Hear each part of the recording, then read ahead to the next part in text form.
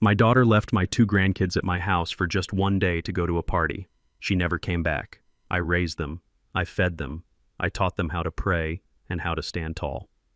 15 years later, she pulled up in a limousine with a lawyer and a camera crew accusing me of kidnapping them.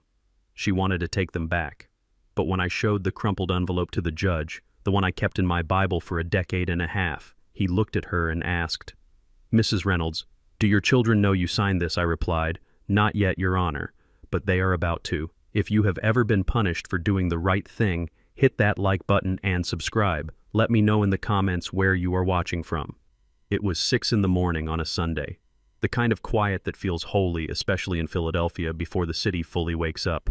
The sun was just starting to bleed through the curtains, painting the living room in soft shades of orange and gray. I was standing in the hallway mirror adjusting my tie.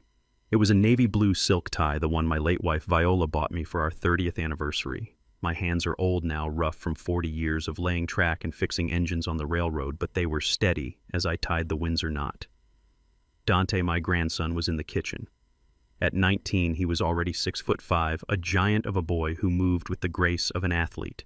He was frying bacon, and the smell of grease and coffee filled the house. It smelled like peace. It smelled like the life we had built from the ashes my daughter left behind. "Finish up, son," I called out. "Maya is still doing her hair, so we have 10 minutes before we leave for service." I heard Dante laugh. "Grandpa, Maya has been doing her hair since Tuesday." I smiled, tightening the knot against my collar. For a split second, everything was perfect. Then the world ended. It didn't start with a knock. It started with a boom that shook the framed photos on the wall. Someone was hammering on my front door with enough force to crack the wood.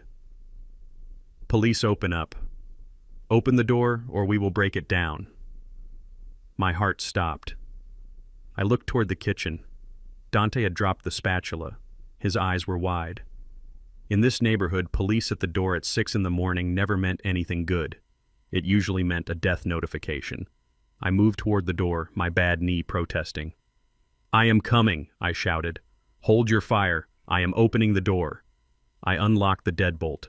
Before I could even turn the handle, the door was shoved open from the outside. It hit me in the shoulder, sending me stumbling back against the coat rack. 4 officers in tactical vests swarmed into my small living room. Their hands were on their holsters. The air instantly filled with tension and the smell of aggression. "Caleb Thorne," one of them barked. "I am Caleb," I said, raising my hands slowly. "I am unarmed. My grandchildren are in the house. Please lower your voices. You are under arrest for the kidnapping and unlawful imprisonment of Dante Thorne and Maya Thorne," the officer said, grabbing my wrist and spinning me around.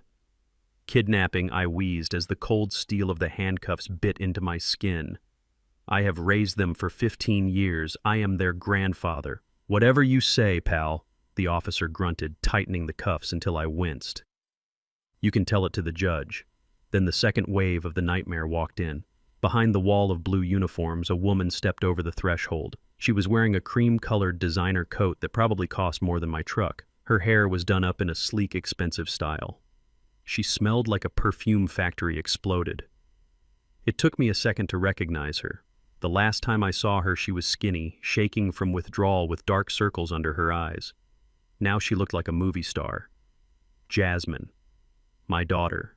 And right behind her was a man I had never seen before. He was tall white, wearing a suit that looked sharp enough to cut glass. But what chilled me wasn't his suit. It was the phone in his hand. He was holding it up, recording everything. The red light was blinking. He was filming my humiliation. "Oh my God!" Jasmine screamed. It was a scream so loud and theatrical it made the officers flinch. "My babies. Where are my babies?" She ran past me. She didn't even look me in the eye. She ran toward the kitchen where Dante was standing, frozen in shock. "Dante. Maya. Mommy is here. Mommy found you." Dante backed up against the refrigerator. He looked at this strange woman coming at him with her arms open. He looked terrified. He didn't see a mother. He saw a stranger screaming in his kitchen. "Get away from me!" Dante yelled, holding his hands up defensively. "Who are you?" Jasmine stopped looking at the camera the man was holding, making sure it caught her best angle. "I am your mother, Dante," she sobbed, tears flowing instantly. "I have been looking for you for 15 years. He stole you from me. That monster stole you. She pointed a manicured finger at me. Maya ran out of her bedroom holding her violin case. She was 17, small and fragile.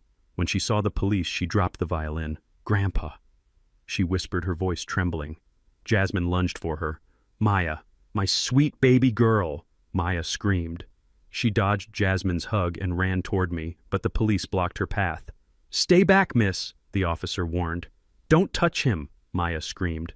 "Why are you hurting my grandpa?" I stood there cuffed like a common criminal in the home I had paid for with my own sweat. I watched my daughter, the woman who had left these children on my porch like unwanted furniture in the dead of winter, now playing the victim for an audience I couldn't see. Jasmine turned to the man filming. "Brad, look at them. He has brainwashed them. They don't even know me." "The man?" Brad lowered the phone slightly, just enough to smirk at me. It was a smile of pure malice. "We have it all on tape, honey," Brad said. His voice was smooth, polished like a radio host. "The world is going to see what this man did to you." The officer shoved me toward the door. "Let's go, Thorne." "Wait," I shouted. My voice was deep, the voice I used to use to command a crew of 50 men on the rail yard. The room went silent for a second. Even Jasmine stopped fake crying. I looked at Dante. He was shaking his fists clenched, ready to fight the police to get to me. I knew if he raised a hand to an officer, his life was over. He was a black man in America. He couldn't make a mistake. "Dante," I said, my voice calm and steady, "look at me." He looked at me, tears streaming down his face. "Do not do anything stupid," I ordered. "You are the man of the house now. You take your sister, you go into the living room, and you sit down. You do not say a word to these people. Do not answer their questions. Do not sign anything. Call Miss Olivia. Do you understand me?" "But Grandpa?" Dante started. "Do you understand me?" I roared. "Yes," Sir Dante whispered. I looked at Maya. "Be brave, little bird. I will be back. This is just a mistake. A very loud mistake." The officer shoved me again, harder this time.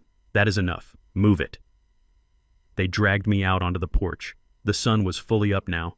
My neighbors' people I had known for 20 years were standing on their lawns in their bathrobes watching. I saw Mrs. Higgins covering her mouth. I saw Mr. Henderson shaking his head. I held my head high. I didn't look down. I had done nothing to be ashamed of. As they pushed me toward the squad car, Brad stepped into my path. He was still filming, but he brought the phone in close, right up to my face.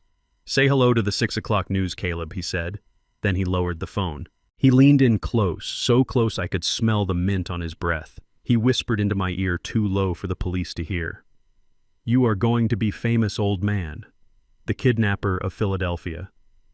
Thank you for keeping them healthy for me. I hear the boy has a hell of a jump shot. That is going to be worth a lot of money." He patted my shoulder as if dusting off a piece of trash. I looked at him. I looked at his expensive suit and his soulless eyes. And in that moment I knew. This wasn't about love. This wasn't about a mother missing her children. This was a harvest. They had come to reap a crop they didn't plant. I didn't say a word. I just stared at him with the cold, hard stare of a man who has seen trains derail and knows exactly how to survive the crash. The officer slammed my head down to get me into the back seat. The door slammed shut, separating me from my life.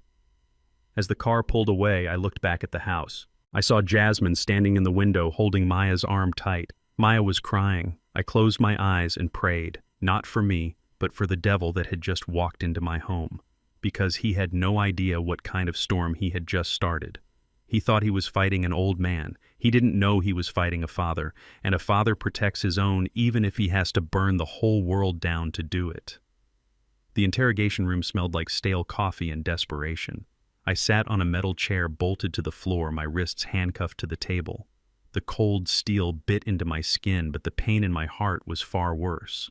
I had spent 15 years keeping my grandchildren safe from the world, and now the world had locked me in a cage and thrown away the key. A detective walked in. He was a heavy man with a face that looked like it had been carved out of granite. He didn't introduce himself. He didn't offer me water. He just walked over to the table and slammed a thick file down in front of me. The sound echoed off the cinder block walls like a gunshot. "You are a special kind of sick thorn," the detective spat, pulling out a metal chair and dragging it across the concrete floor. "We ran your prints. We ran the names." He opened the file and pointed a thick finger at a document. 15 years ago, a missing persons report was filed in Ohio. A young mother named Jasmine Thorne went to the police. She was hysterical. She was covered in bruises. She told them her father, a violent alcoholic with a history of rage, had beaten her within an inch of her life and snatched her 2 babies from their cribs. I stared at the paper. The words swam before my eyes. Ohio. I had never lived in Ohio. Jasmine had never lived in Ohio. She had filed a report in a state 300 miles away to create a paper trail I would never find. That is a lie, I said, my voice low and steady. I have never hit a woman in my life. And I didn't snatch anyone. She left them. She left them on my porch at 2 in the morning because she wanted to get high. Save it, the detective interrupted, leaning in close. His breath smelled of tobacco. She told the police you threatened to kill her if she tried to find them. She said you changed their names. She said you moved them across state lines to hide your crimes. And looking at the fact that you have no custody papers, no guardianship orders, and no legal standing, it looks like she was telling the truth. I felt a cold knot tighten in my stomach. She had planned this, or someone had planned it for her. This wasn't the work of a junkie.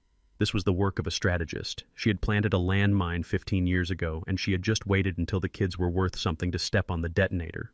While I was rotting in that cell, my world was being torn apart across town. Dante and Maya were at the Child Protective Services Processing Center. It is a cold, sterile place with fluorescent lights that buzz and walls painted a depressing shade of beige. They were sitting on plastic chairs huddled together. Maya was shaking. She was still clutching the bow of her violin, the only piece of her music she had managed to grab before the police dragged her out. A social worker with a clipboard walked over. She looked tired. She looked like she had seen too much sadness to care anymore. Dante Thorne. Maya Thorne, she asked. We need to process you separately. Boys in room B, girls in room C. No, Dante said, standing up. He towered over the social worker. We stay together. Grandpa said to stay together. The social worker sighed. Your grandfather is in jail, Dante. He has no say here. And you are a minor in state custody. You do as you are told, or we call the officers back in to restrain you. Dante looked at the door. 2 uniformed officers were standing there, hands on their belts. He looked at Maya. She was looking up at him with wide, terrified eyes. She had never spent a night away from him or me. It is okay, Maya, Dante lied, his voice cracking. Just go with them. I will be right down the hall. I promise. As they separated them, the doors to the waiting room opened. Brad walked in. He wasn't filming now. He was smiling. That slick, predatory smile that made my skin crawl even from memory. He walked right up to Dante. Dante lunged. He didn't think. He just reacted. He pulled back his fist, ready to smash that smile right off Brad's face. You set him up. Dante screamed. You liar. Brad didn't flinch. He didn't even put his hands up. He just whispered low and fast, hit me, kid. Please, hit me. Then I press charges for assault. You go to juvenile detention until you are 21. Your basketball scholarship gone. Your future gone. And while you are locked up, guess what happens to your pretty little sister? She goes into the foster system. And trust me, the system is not kind to pretty girls. Dante froze. His fist hovered inches from Brad's face. He was breathing hard, his chest heaving with rage, but he heard the threat. He understood the leverage. That is a good boy, Brad sneered, patting Dante's cheek. You are smart. Keep being smart, and maybe I will let you see your sister on weekends. Dante lowered his hand. He looked defeated. He looked like a man who had just realized that muscles don't win against monsters. Back in the cell, the detective had left me alone to stew. There was a small television mounted in the corner of the ceiling, protected by a wire cage. It was tuned to the local news. Breaking news flashed across the bottom of the screen. I looked up, and there she was. Jasmine was standing at a podium. Dozens of microphones were shoved in her face. She was wearing a modest black dress, looking small and fragile. She dabbed at her eyes with a tissue. Brad was standing next to her, his hand protectively on her shoulder, looking like the supportive partner. My father is a monster, Jasmine sobbed into the cameras. Her acting was perfect. It was Oscar-worthy. For 15 years, I have lived in hell. I didn't know if my babies were alive or dead. He told me if I ever came looking, he would hurt them. He kept them in a dungeon. He brainwashed them to hate me. The chyron on the screen read, Miracle reunion mother finds children after 15 years of captivity. I watched in horror as the news cut to footage of my house. They showed the police bringing out bags of evidence. They showed my neighbors looking suspicious. They were painting a picture of a house of horrors, a house that was actually filled with love, homework, prayer, and Sunday dinners. Please, Jasmine cried, looking directly into the camera lens. I just want my children back. I just want to be a mother. If you are watching this, Dante Maya, Mommy loves you. Mommy never stopped looking for you. I stood up and slammed my fist against the wall. Liar! I roared at the screen. You sold them. You sold them for a bag of powder. But the TV couldn't hear me. The world couldn't hear me. To them, I was the villain. I was the crazy old man who stole 2 innocent children. The door to the cell opened again. This time, it wasn't the detective. It was a young man in a cheap suit that was 2 sizes too big for him. He looked exhausted. He was carrying a briefcase that looked like it was falling apart. Mr. Thorne, he asked, adjusting his glasses. I am Mr. Henderson. I am your court-appointed public defender. He didn't sit down. He didn't look me in the eye. He just opened his briefcase and pulled out a yellow legal pad. I have reviewed the preliminary charges, Mr. Henderson said, his voice flat. Kidnapping in the 1st degree, custodial interference, child endangerment, fraud. He looked up at me then, and I saw pity in his eyes. Pity is worse than hate. Pity means you are already dead. Mr. Thorne, do you have any documents proving guardianship? Any court orders? Any notarized letters from the mother giving you custody? I have the truth, I said. She left them. That is not a document. The lawyer sighed. Look, the state has the birth certificates. She is the biological mother. You are legally speaking a stranger who has been holding these children without consent. The police found no custody papers in your home. I kept them safe, I whispered. I didn't want the state to take them. I thought if I filed papers, they would put them in foster care because of her drug history. The lawyer nodded. I believe you. Honestly, I do. I see cases like this all the time. Grandparents stepping up when parents step out. But the law doesn't care about what is moral. It cares about what is on paper. And on paper, you are a kidnapper. He closed his briefcase. They are going to arraign you tomorrow morning, he said. The prosecutor is going to ask for no bail. He is going to call you a flight risk and a danger to the community. And based on that press conference, he is going to get it. He paused at the door. My advice. If they offer a plea deal, take it. Maybe we can get the kidnapping dropped to custodial interference. You might only do 5 years. 5 years, I asked. And my grandchildren. They go to the mother, the lawyer said. There is no other option. She has clean drug tests, a stable home, and a wealthy fiancé. The court will grant her immediate custody tomorrow. We lost Mr. Thorne. I am sorry. He walked out. The heavy metal door slammed shut with a finality that echoed in my bones. I sat down on the cot. I looked at the concrete floor. I thought about Dante's graduation next month. I thought about Maya's violin recital. I thought about the life I had promised them. We lost. That is what the lawyer said. But then I remembered something I hadn't thought about in 10 years. I wasn't just a grandfather. I was a railman. And on the railroad, when the brakes fail and the train is careening toward a cliff, you don't just sit there and brace for impact. You climb out of the cabin. You crawl along the freezing metal of the moving train, and you switch the tracks manually. I looked at the TV screen where Jasmine was still crying fake tears. You think you won, I whispered to the flickering image. You think you have all the papers, but you forgot one paper. I closed my eyes and visualized my bedroom back home. I visualized the loose floorboard under the rug in the corner. I visualized the rusted metal box hidden in the dirt underneath. They hadn't found it. The police searched the drawers. They searched the closets. But they didn't search the foundation. I wasn't done. I wasn't pleading guilty, because inside that box was a ghost that could scream louder than any lawyer. I lay back on the cot and folded my hands over my chest. Let them have their press conference. Let them have their victory lap. Tomorrow the engineer was going to work, and I was going to derail this entire train. The air outside the precinct smelled like rain and exhaust fumes, but to me it smelled like shame. I walked out of those heavy metal doors with my head down, not because I was guilty, but because I felt the weight of every eye on the street burning into my skin. Deacon Miller was waiting for me by the curb in his rusted Buick. He didn't ask me how I was. He didn't ask me if I did it. He just opened the passenger door and nodded. That is the thing about old friends from the church. They know your soul better than the police know your rap sheet. They know a man who has spent 15 years on his knees praying for his grandbabies doesn't turn around and kidnap them. The ride home was silent. I watched the city of Philadelphia roll by through the cracked window. It is a hard city. It chews people up and spits them out. I had spent my life trying to keep Dante and Maya from being chewed up, and now the city had swallowed them whole. When we pulled up to my house, the yellow police tape was still flapping in the wind, torn and ragged. My front door was boarded up with a piece of plywood where they had kicked it in. I thanked the deacon and told him to go home. I needed to face this alone. I pried the plywood loose and stepped inside. The silence hit me harder than the police battering ram. For 15 years, this house has been a symphony of noise.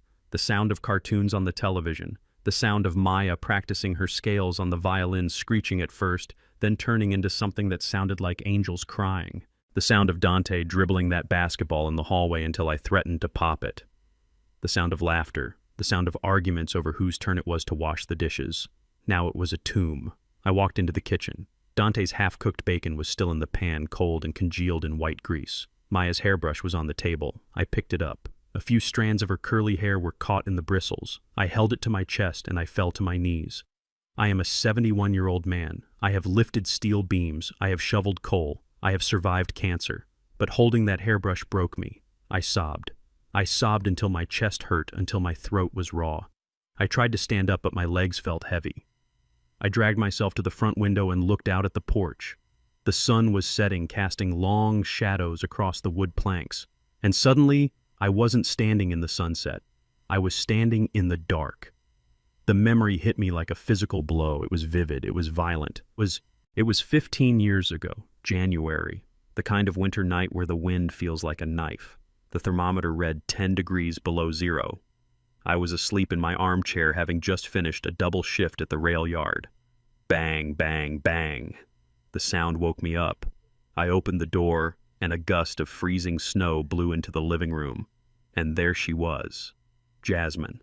She wasn't the polished woman in the designer coat I saw yesterday. She was a skeleton. Her eyes were sunken dark pits that looked like broken glass. Her skin was gray. She was shivering so hard her teeth were clacking together. She was wearing a denim jacket over a t-shirt in the middle of a blizzard. But she wasn't alone. In her arms she held 2 bundles wrapped in dirty towels. Here, she said, her voice a raspy croak. Take them. She shoved the bundles at me. I grabbed them instinctively. They were ice cold. One of them was screaming a high, thin wail of hunger. The other one was silent, which terrified me more. Jasmine, what is this? I asked, pulling the towels back. They were babies. Dante was 4. Maya was 2. They were filthy. They smelled of urine and old smoke. I can't do it, Pop, she said, backing away down the stairs. I can't stop the noise. They are always crying. I need to go. I have a run to make. You're not going anywhere, I shouted, grabbing her arm with my free hand. You get inside. You feed these children. She ripped her arm away with a strength that only comes from addiction. Let me go, she screamed. I just need a day. Just keep them for one day. I have to go meet someone. He has the stuff. Just one day, Pop. I will be back tomorrow with money. I promise. She turned and ran. She ran into the snow toward a beat-up sedan idling at the curb with the headlights off. I saw the silhouette of a man in the driver's seat. Jasmine, come back, I yelled. You will kill them. She didn't look back. The car screeched away, leaving black tire marks on the white snow. I stood there on the porch holding 2 freezing children, watching the taillights of my daughter disappear into the night. I looked down at Dante. He looked up at me with wide, terrified eyes and whispered, Mama, no, son. I whispered back, pulling him into my warm flannel shirt. Mama is gone. But Pops is here. Pops is not going anywhere. One day, she said, one day. I stood by the window in the present day, watching the empty street. One day turned into a week turned into a month turned into 15 years. She never called. She never sent a birthday card. She never sent $1 for diapers or school shoes or insulin for Maya's asthma. I raised them on a pension and a prayer. I taught Dante to shoot a basketball so he could get a scholarship because I knew I couldn't afford college. I bought Maya a secondhand violin because she stared at the orchestra on PBS like it was magic. And now the woman who threw them away like garbage had come back to claim them like trophies. I needed to hear their voices. I needed to know they were okay. I pulled my cell phone from my pocket. My hands were shaking so bad I could barely dial. I called Dante's number. I prayed he still had his phone.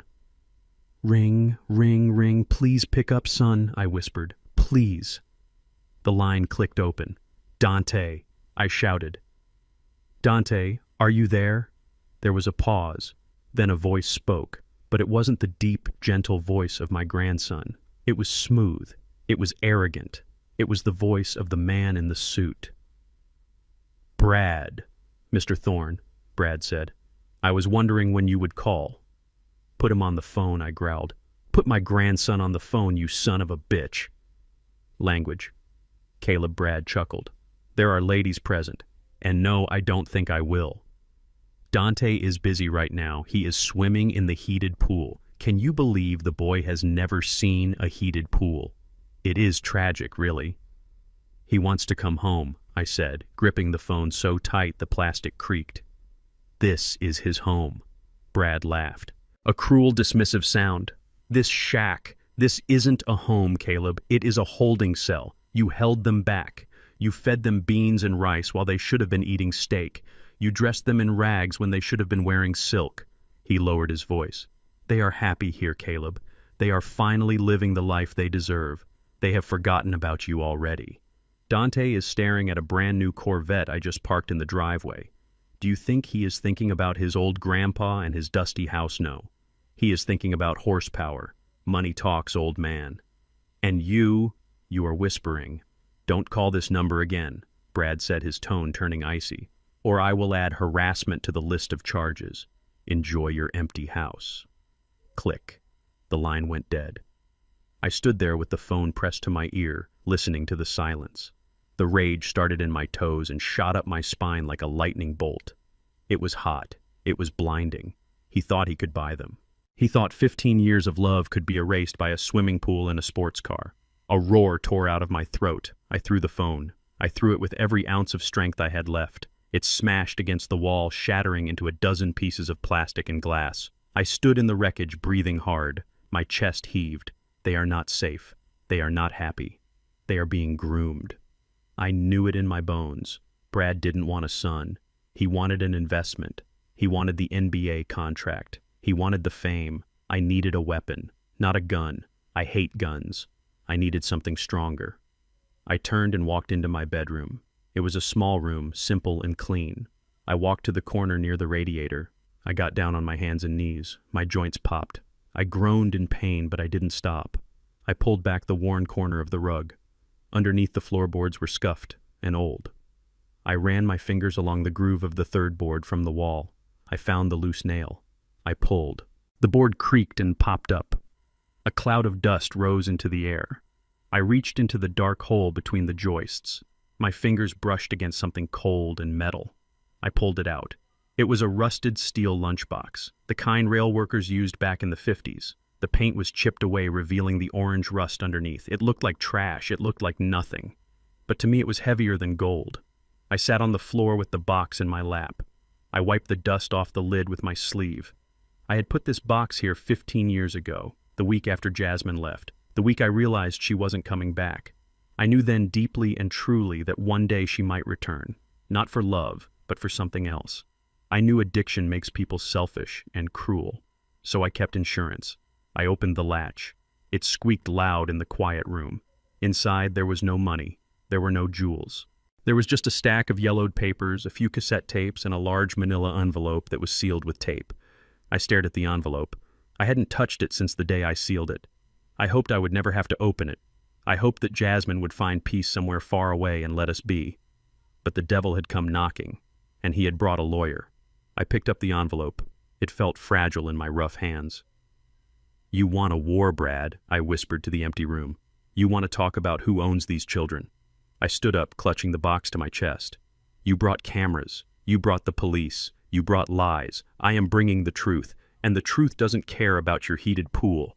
I walked out of the bedroom. I didn't look at the smashed phone. I didn't look at the empty kitchen. I looked at the front door. I am coming for you, Dante. I am coming for you, Maya. And when I get there, I am going to show the world exactly what a mother's love costs, and who actually paid the bill. While I was sitting on the floor of my empty bedroom clutching a rusty metal box, my grandchildren were stepping into a world that was designed to dazzle them blind. Brad's mansion sat on a hill overlooking the city, a sprawling fortress of glass and white marble that looked more like an art museum than a home. It was cold. It was sterile. It was the kind of place where you were afraid to touch the furniture because it cost more than a year's worth of groceries. Dante told me later that the silence in that house was heavy. It wasn't the peaceful silence of a library. It was the suffocating silence of a bank vault. They were led into a living room that had a ceiling 2 stories high. Jasmine was fluttering around them, manic and nervous. She kept touching their arms, their hair, their faces, as if she was trying to memorize them. But Dante flinched every time she got close. He stood with his back straight, his shoulders tense, just the way I taught him to stand when facing a bully. Brad walked in behind them. He had loosened his tie. He was playing the role of the cool, relaxed father figure. He clapped his hands, and a housekeeper appeared with a tray of sparkling cider and crystal flutes.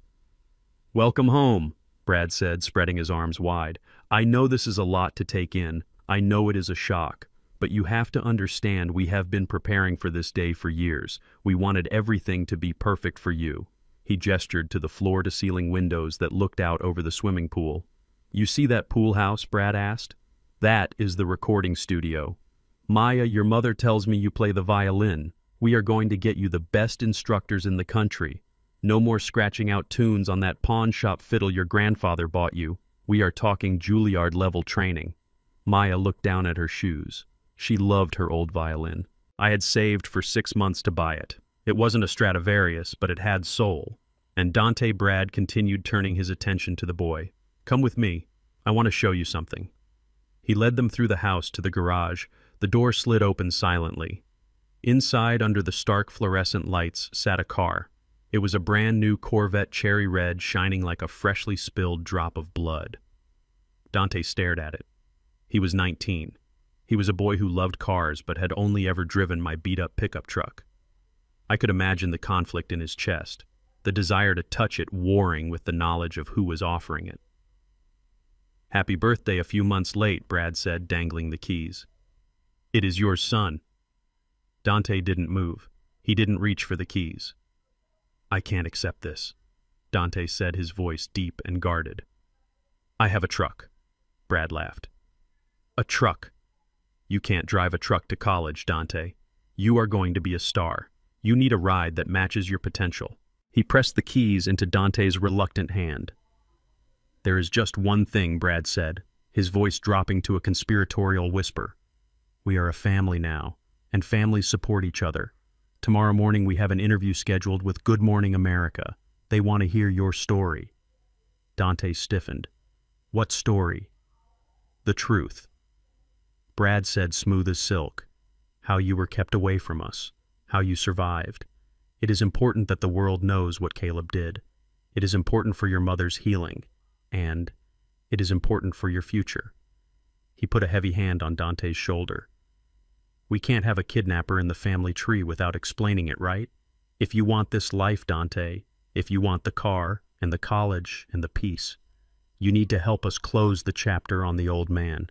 You just have to sit there and tell them how much you missed your mother. That is all." Dante looked at the keys in his hand. They felt heavy. They felt like handcuffs. "Can I have a minute?" Dante asked.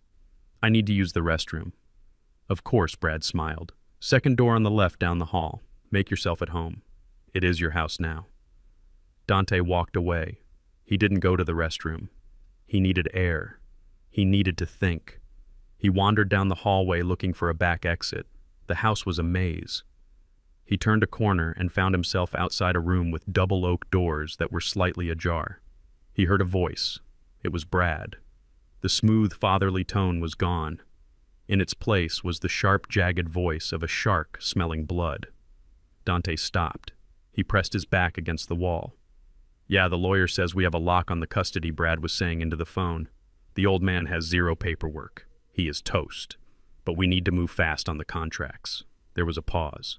Dante held his breath. No, you are not listening to me, Brad snapped. I don't care about the kidnap charges. I care about the draft. Do you have any idea what Dante is projected to go for in the NBA draft next year? We are talking a multi-million-dollar signing bonus, and as his legal guardians, we control the management fees. Dante's blood ran cold. He felt like he had been punched in the gut. And the girl, Brad continued. The girl is the emotional hook. We have a publisher lined up for a memoir. Stolen Childhood, the Maya Thorne story. We can sell the movie rights before the ink is dry on the custody papers. This isn't just a family reunion, Mike. This is a franchise. But we need them to turn on the grandfather publicly. If they defend him, the narrative gets messy. We need them to hate him.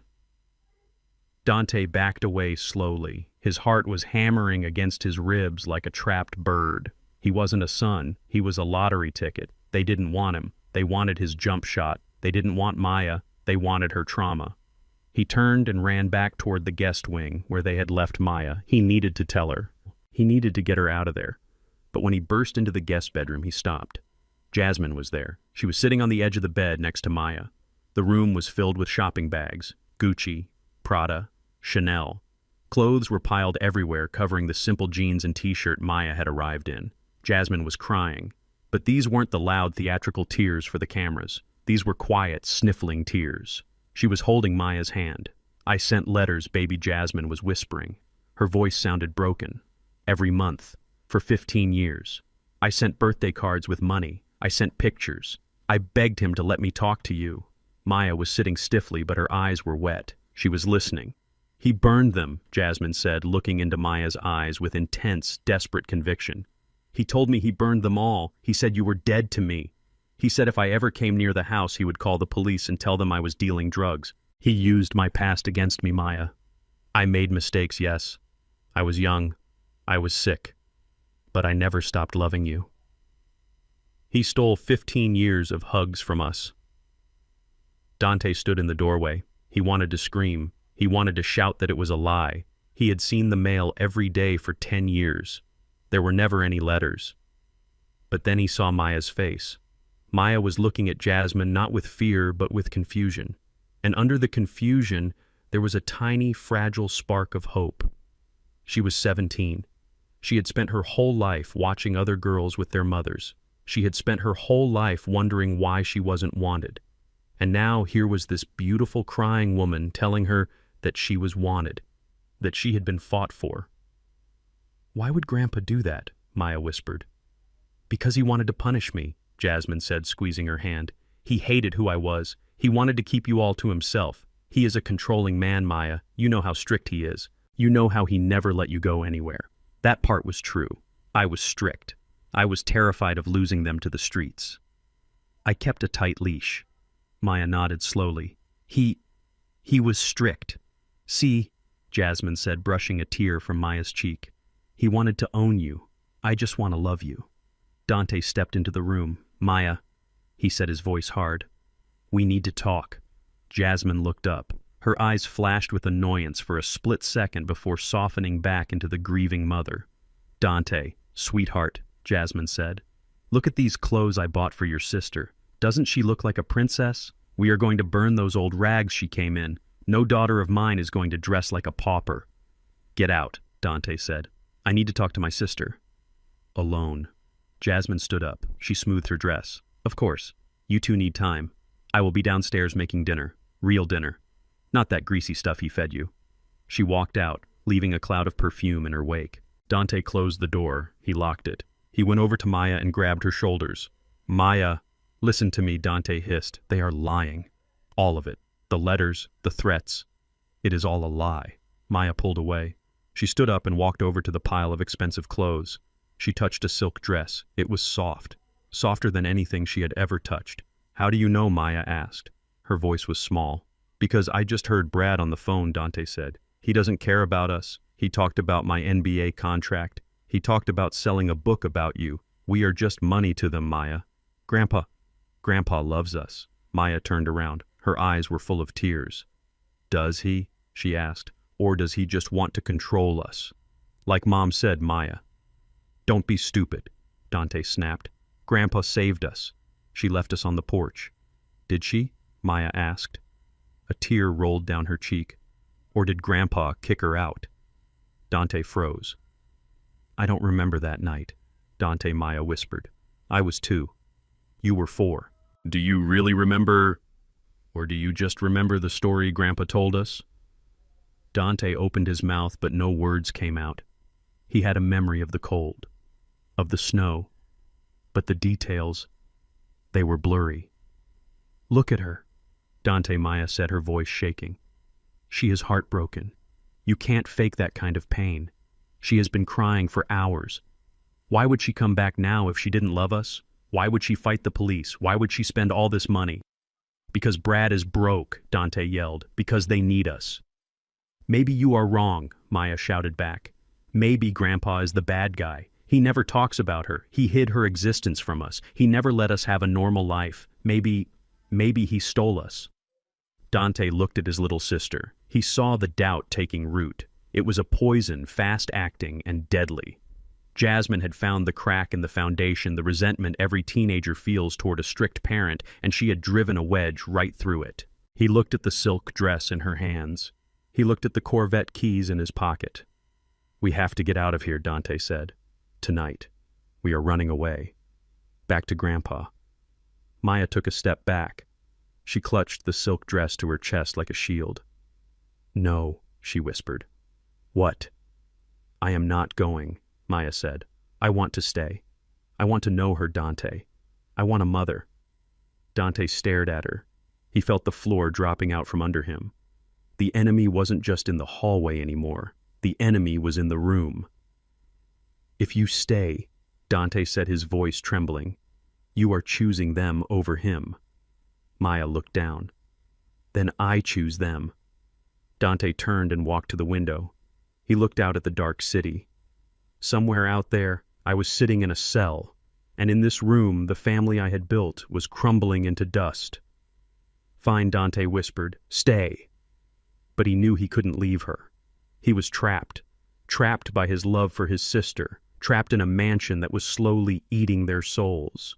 And as he stood there watching the reflection of his sister holding the expensive dress, he realized the terrifying truth.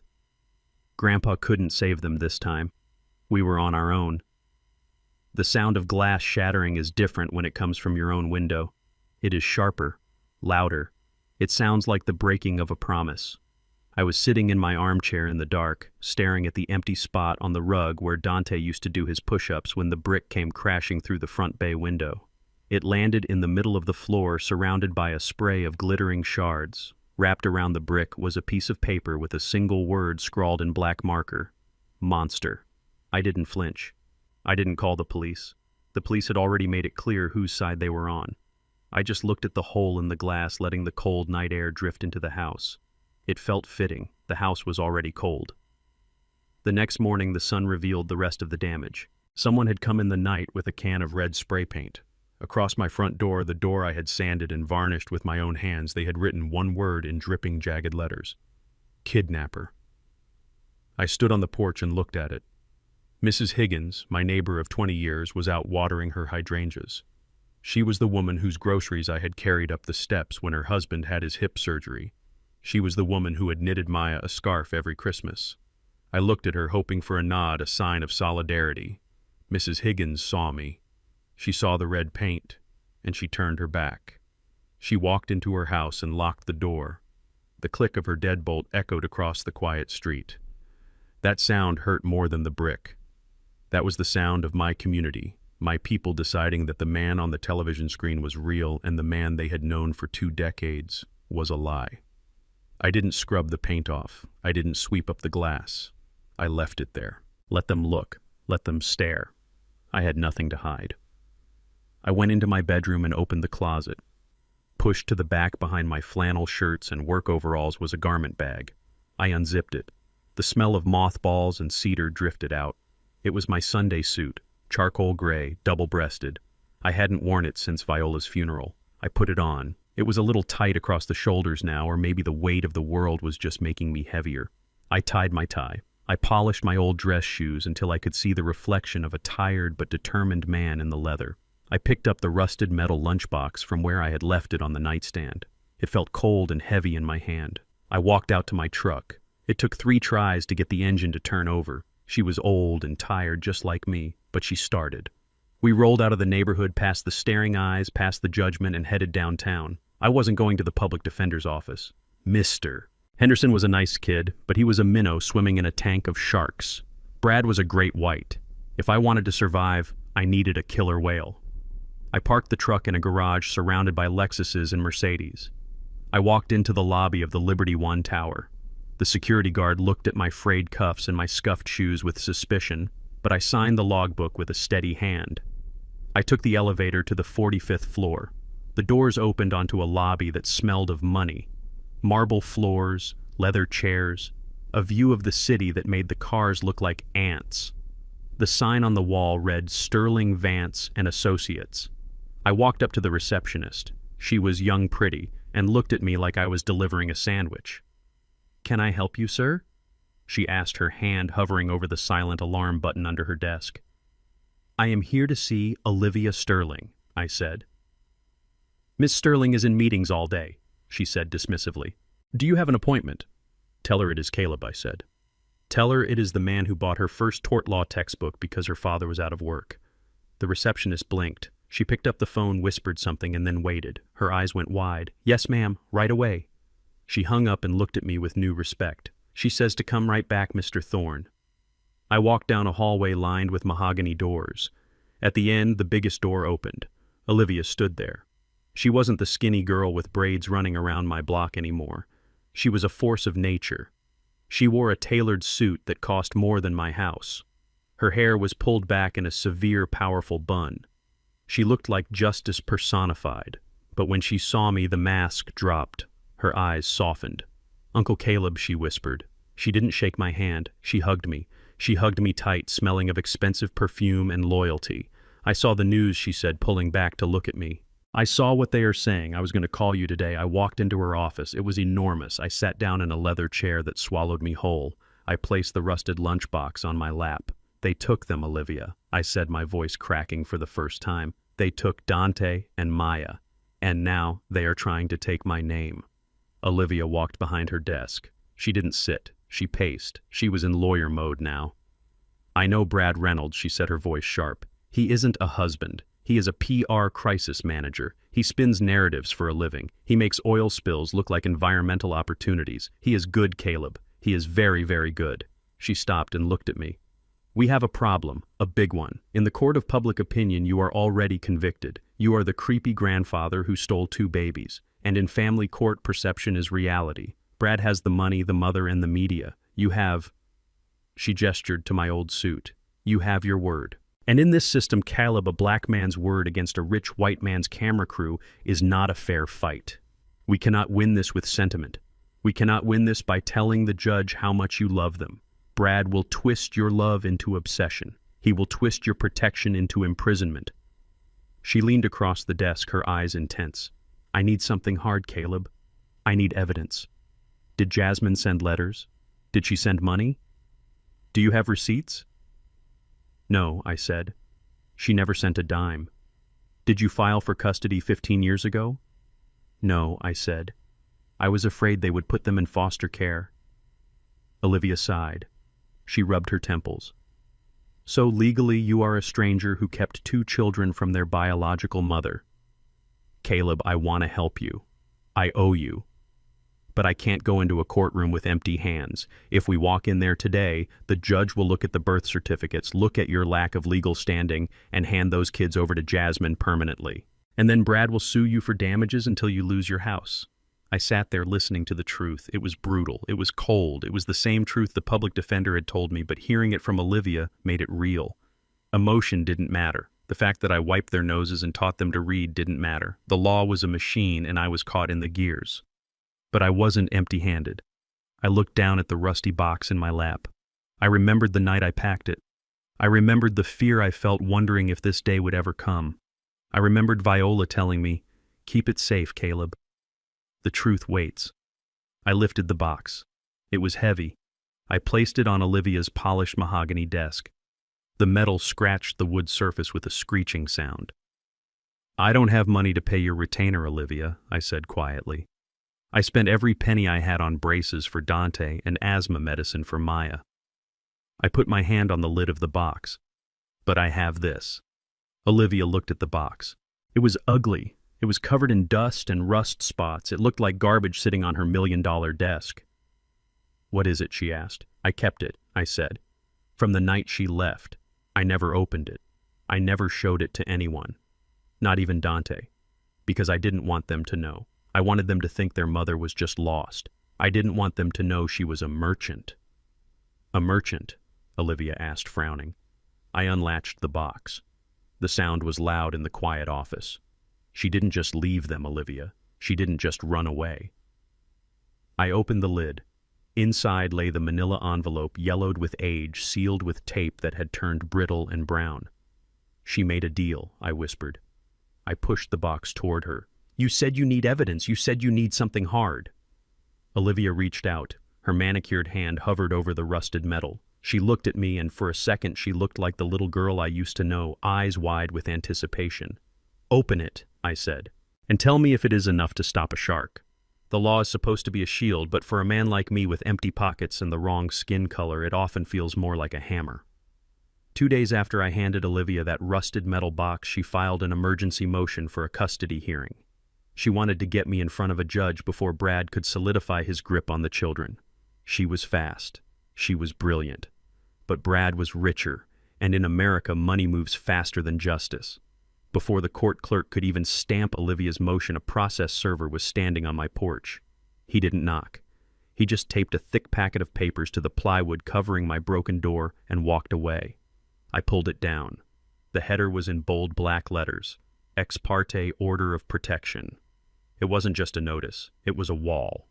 Brad had filed for a permanent restraining order. He claimed I was a danger to the children. He claimed I had a history of unstable behavior. The order stated that I could not come within 500 feet of Dante or Maya. I could not call them. I could not write to them. If I violated it, I would face immediate arrest and a mandatory prison sentence. I sat on my front steps holding that paper, watching the sun go down. He was erasing me. He wasn't just taking my future, he was rewriting my past, making me into a monster so he could play the savior. That night, the house was quieter than a tomb. I sat in the dark in the kitchen. I didn't turn on the lights. I didn't want the neighbors to see the old man sitting alone with his grief. I just listened to the refrigerator hum and the clock tick, tick, tick, tick, counting away the seconds of a life I used to have. It was 2 a.m. when I heard it, a scratch at the back door. It was faint. A lesser man might have thought it was a raccoon or the wind, but I raised those kids. I know the sound of Dante sneaking in after curfew. I know the specific creak of the third step on the back porch. I froze. My heart hammered against my ribs. It couldn't be. The house was surrounded by the invisible fence of the law. Then came the knock. 3 soft taps. The code. I didn't think about the restraining order. I didn't think about the police. I moved. I flew across the kitchen and unlocked the back door. The door swung open and a wave of heat and sweat hit me. Dante fell into my arms. He was soaking wet. His chest was heaving like a bellows. He was wearing expensive silk pajamas, but they were torn at the knees and covered in mud. He had no shoes on, just socks that were shredded and bloody. He had run 10 kilometers from the mansion on the hill through the woods across the highway all the way back to the only place that felt safe. Grandpa, he wheezed, his legs giving out. I caught him. He weighed 200 pounds of solid muscle, but in that moment he felt as light as the day I brought him home from the hospital. I dragged him into the kitchen and kicked the door shut, locking it tight. I slid down to the floor with him holding him while he gasped for air. I didn't care about the mud. I didn't care about the blood on my clean floor. I just held his head against my chest, rocking him back and forth. I got you, son, I whispered. Pops is here. Breathe. Just breathe. He was shaking violently. It wasn't just from the exertion. It was terror. Pure, unadulterated terror. I have to go back, he gasped, clutching my shirt. I have to go back before they wake up. No, I said, smoothing his sweaty hair. You are not going back there. You are home. You don't understand. Grandpa Dante cried, pulling away to look at me. His eyes were wild. They made me sign papers. They put a stack of contracts in front of me last night. What contracts? Dante Image writes, he said, spitting the words out. They want to own my likeness. Brad says if I sign with his agency, he can get me a shoe deal before the draft. He says I will be a millionaire by Christmas. I grabbed his shoulders.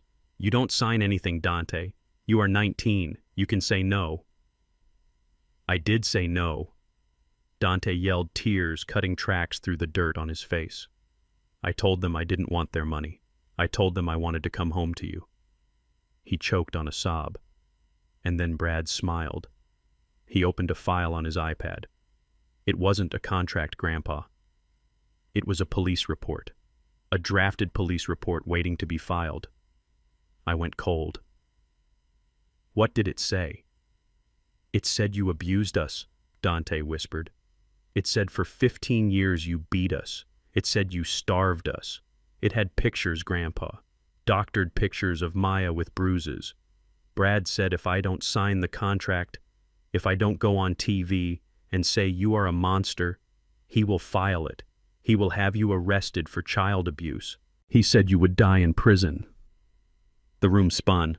I felt bile rise in my throat. This wasn't just greed, this was evil. Brad was holding my freedom hostage to force my grandson to sell his soul. I looked at this boy, this strong, beautiful boy who had run through the night on bleeding feet, not to save himself, but to save me. He broke down, then burying his face in his hands. I can't let them take you, Grandpa, he sobbed. I can't. I will sign. I will do whatever they want. I will play their game. Just please don't let them hurt you. I pulled him close again, hugging him so tight I thought I might crack his ribs. Listen to me, Dante, I said, my voice fierce. You will not sign. You will not sell yourself to protect an old man. I have lived my life. I have walked my path. If I have to go to jail to keep you free, then I will walk into that cell with a smile. Do you hear me? You are the prize, Dante, not me. We sat there in the dark on the kitchen floor crying together. Two men, one at the end of his life, and one at the beginning, bound by blood and broken by the world. For a moment, I allowed myself to hope. I thought maybe we could run. Maybe we could get in the truck and drive. Drive until the gas ran out. Drive until we found a place where lawyers and lies couldn't reach us. But Brad was always one step ahead. I didn't hear a siren. Brad was too smart for sirens. Sirens give you time to prepare. I heard the tires screech out front, then the heavy boots on the porch, then the crash. My front door, the one I had just boarded up, exploded inward for the second time in 3 days. Police hands in the air. Dante screamed. It was a sound of pure heartbreak. They swarmed the kitchen. Flashlights blinded us. I tried to stand up to put myself between Dante and the guns, but I was too slow. A tactical boot kicked me in the chest, sending me sprawling backward. My head hit the cabinets with a sickening crack. Don't touch him. Dante roared, lunging at the officers. 3 men tackled him. They slammed him face first into the linoleum. I watched my grandson, my pride being treated like an animal. I lay on the floor, dazed, blood trickling into my eye. I looked at Dante's feet, his bloody, shredded socks. And then I saw it. Embedded in the sole of his left shoe, the expensive sneakers Brad had forced him to wear earlier, was a small, blinking red light. A tracker. He hadn't run to freedom. He had run on a leash. Brad had let him run. Brad had watched the dot on a screen waiting for him to lead them to me. He wanted this. He wanted me to violate the restraining order. He wanted to catch us together so he could prove I was enticing the boy away. Caleb Thorne, you are under arrest for violation of a protective order and interference with custody, the sergeant barked, dragging me up by my handcuffs. I didn't fight. I didn't argue. I just looked at Dante. They were hauling him up. He was fighting, kicking, screaming. Grandpa. No, tell them. Tell them I came to you. I locked eyes with him. Be quiet, Dante, I shouted over the chaos. Don't say a word. Save yourself. Brad walked into the kitchen then. He stepped over the broken door frame. He looked at Dante, held down by 2 cops. He looked at me, bleeding in handcuffs. He looked down at Dante's feet and saw the blinking light. He smiled. I told you, son, he said, his voice calm and terrifying. I told you those shoes were a perfect fit. We always know where you are. He nodded to the officers. Take the boy home. He is confused. He has had a traumatic night. And take Mr. Thorne to the precinct. I think the judge will be very interested to know he lured a minor out of his home in the middle of the night. Dante screamed as they dragged him out the back door. "I will kill you," Dante screamed at Brad. "I will kill you for this." "That is a threat," Brad said, checking his watch. "Make a note of that, officer. The boy is unstable. We might need to look into a psychiatric hold until he calms down. Maybe some medication will help him focus on his career." They dragged me out the front door. I watched them shove Dante into a black SUV. I watched Brad get into the back seat with him. I sat in the back of the squad car for the second time, but this time I didn't pray. I looked at the house on the hill glowing in the distance. "You tracked him here, Brad," I thought. "You used his love for me as a trap, but you forgot what you find when you trap a wild animal.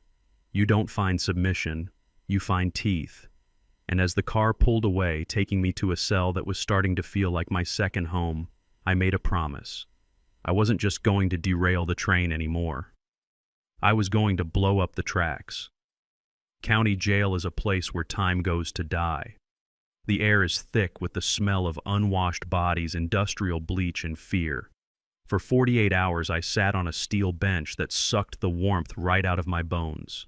I didn't sleep. I didn't eat the gray slop they slid through the slot in the door. I just sat there listening to the screams of men coming down from highs and the low murmur of men plotting their next crime. I am 71 years old. I have lived a clean life. But in here, I was just another number in an orange jumpsuit. I kept to myself in the corner, eyes on the floor, trying to make myself invisible. But you can't be invisible in a cage. "Yo, Pops." The voice was deep, like gravel grinding in a mixer. I looked up. Standing over me was a man who blocked out the overhead lights. He was massive, covered in tattoos that climbed up his neck and onto his face. I recognized him, not from the streets, but from the old neighborhood. Vernon. 10 years ago, Vernon was a skinny kid who used to throw rocks at my truck. Then he disappeared into the system. Now he was a shot caller in cell block D. I braced myself. I was too old to fight, but I wasn't going to cower. "What do you want, son?" I asked, keeping my voice steady. Vernon didn't hit me. He didn't threaten me. He sat down next to me on the bench, close enough that the other inmates backed off. "I saw you on the news," Vernon said, looking straight ahead. "They say you snatched some kids. Say you a monster. Do you believe it?" I asked. Vernon chuckled. It was a dry, humorless sound. "Nah. You fixed my mama's furnace one Christmas when we was broke. Didn't charge her a dime. Monsters don't fix furnaces for free." He leaned in closer, dropping his voice to a whisper. "Besides, I know the dude who put you in here. Brad Reynolds." My blood went cold. "You know Brad?" Vernon nodded. "Not socially. But my cousin runs a bookmaking operation in South Philly, the kind of place you go when the casinos cut you off. Your boy Brad. He is a regular, or he was until he maxed out his credit. He owes money," I asked. Vernon laughed. "Pops, he doesn't just owe money, he owes fingers. He is down deep. We are talking 6 figures deep. The sharks are circling and they don't care about his fancy suits or his PR firm. They want their cash or they are going to start breaking things." I sat back against the cold wall. It made sense, the desperation, the sudden interest in the children. But why Dante and Maya? A 19-year-old basketball prospect is a long-term investment. Brad needed money now. "He is trying to get my grandson's contract money," I said. "But that is months away." "That ain't it," Vernon said, shaking his head. "That is the side hustle. The main course is the dead man." I frowned. What dead man? Vernon looked at me like I was slow. "The daddy Pops. The biological daddy. Andre." I froze. Andre was Jasmine's boyfriend from 15 years ago, the one she ran off with, the one who got her hooked on the stuff. I hadn't thought about him in a decade. "Andre died 3 months ago," Vernon said. "Construction accident on a rig in North Dakota," Crane snapped. "Crushed him flat. It was ugly. But here's the thing about union jobs, Pops. They pay out." My heart started to hammer against my ribs. "How much?" I whispered. Vernon whistled low. "Settlement plus life insurance plus hazard pay. My cousin heard it was north of 5 million. And guess who the beneficiaries are?" I closed my eyes. I saw Dante's face. I saw Maya's smile. "The kids," I breathed. "Bingo," Vernon said. "But they are minors or close enough to it. They can't touch it. It goes to the legal guardian." The pieces of the puzzle slammed into place with the force of a train wreck. Andre had tried to do right in the end. He had worked a dangerous job, maybe trying to clean up his life, maybe trying to build something to leave behind. He died and he left a fortune to the children he abandoned. And Jasmine knew. She didn't come back for love. She didn't come back because she missed them. She came back because she got a notification from an insurance company. She came back because $5 million was sitting in an escrow account waiting for a mother's signature. And Brad wasn't a savior. He was a parasite attached to a host. He needed that guardianship paper to pay off the sharks before they broke his legs. "They are selling them," I whispered. "My God, they are selling my grandbabies for $5 million. Vernon stood up. He patted me on the shoulder. It was a heavy, rough gesture of respect. "Watch your back in here, Pops," he said. "And when you get out, burn them down." For Andre. He wasn't a saint, but he didn't want his death to pay for Brad's gambling habit. The next morning, the guard unlocked my cell. "Thorne, you made bail." I walked out of the precinct into the blinding sunlight. I didn't know who paid it. Maybe Olivia, maybe the church. I didn't care. I had a mission. I didn't go home. I couldn't go home. The house was a crime scene, and the memories were too loud. I got into my truck, which was still parked where I left it. I drove. I drove past the neighborhood, past the church, out to the edge of the city where the grass is green and the stones are gray. I pulled into the cemetery. I walked up the hill to the plot under the oak tree. Viola Thorne, beloved wife and mother. I knelt down in the grass. It was damp, soaking through the knees of my suit pants. I didn't care. I traced the letters of her name with my finger. "Hey, V," I whispered. My voice cracked. "I am in trouble, old girl. Deep trouble." I told her everything. I told her about the jail, about Vernon, about the $5 million that was going to destroy our family. I told her about Dante running to me in the night and how I couldn't save him. "They are wolves, V," I said, tears finally spilling over. "They are eating our babies." And I tried to be good. I tried to protect Jasmine's secret. I tried to let the kids believe their mother was just lost, not evil. I pulled the rusted metal lunchbox from under the seat of my truck. I had brought it with me. I set it on the grave. "I have to do it, V," I said. "I have to use the envelope." I looked at the box. I hated it. I hated what was inside. It was the proof of our failure as parents. It was the proof that we raised a daughter who could sell her own flesh and blood for a fix. "If I show this to the world," I said, looking at the headstone, "Jasmine is destroyed. Not just her reputation, her life. She will go to prison. She will be hated by everyone. And Dante and Maya, they will know. They will know their mother didn't want them. That pain. It will break their hearts." I sobbed, resting my forehead on the cold stone. "I promised you I would protect her, V. I promised I would always leave a light on for her." But she blew out the light. I stood up. The wind was blowing through the trees, rustling the leaves. It sounded like a whisper. "Save the children, Caleb." I wiped my face. I picked up the box. It felt heavier now. It was loaded with the weight of the truth. "I am sorry, Jasmine," I whispered to the wind. "I am so sorry. But you made your choice, and now I have to make mine." I walked back to the truck. My step was heavy, but my spine was straight. I wasn't just a grandfather anymore. I was the executioner of my daughter's lies. I drove straight to Olivia's office. I didn't have an appointment. I didn't need one. When I walked in, the receptionist saw my face and buzzed me straight through. Olivia was on the phone yelling at a clerk. When she saw me, she hung up. "Caleb," she asked, standing up. "You are out." "Thank God." I didn't say hello. I walked over to her desk and slammed the rusted box down on the polished wood. "You said we needed evidence," I said, my voice raspy and hard. "You said we needed a weapon." I unlatched the box. I pulled out the envelope.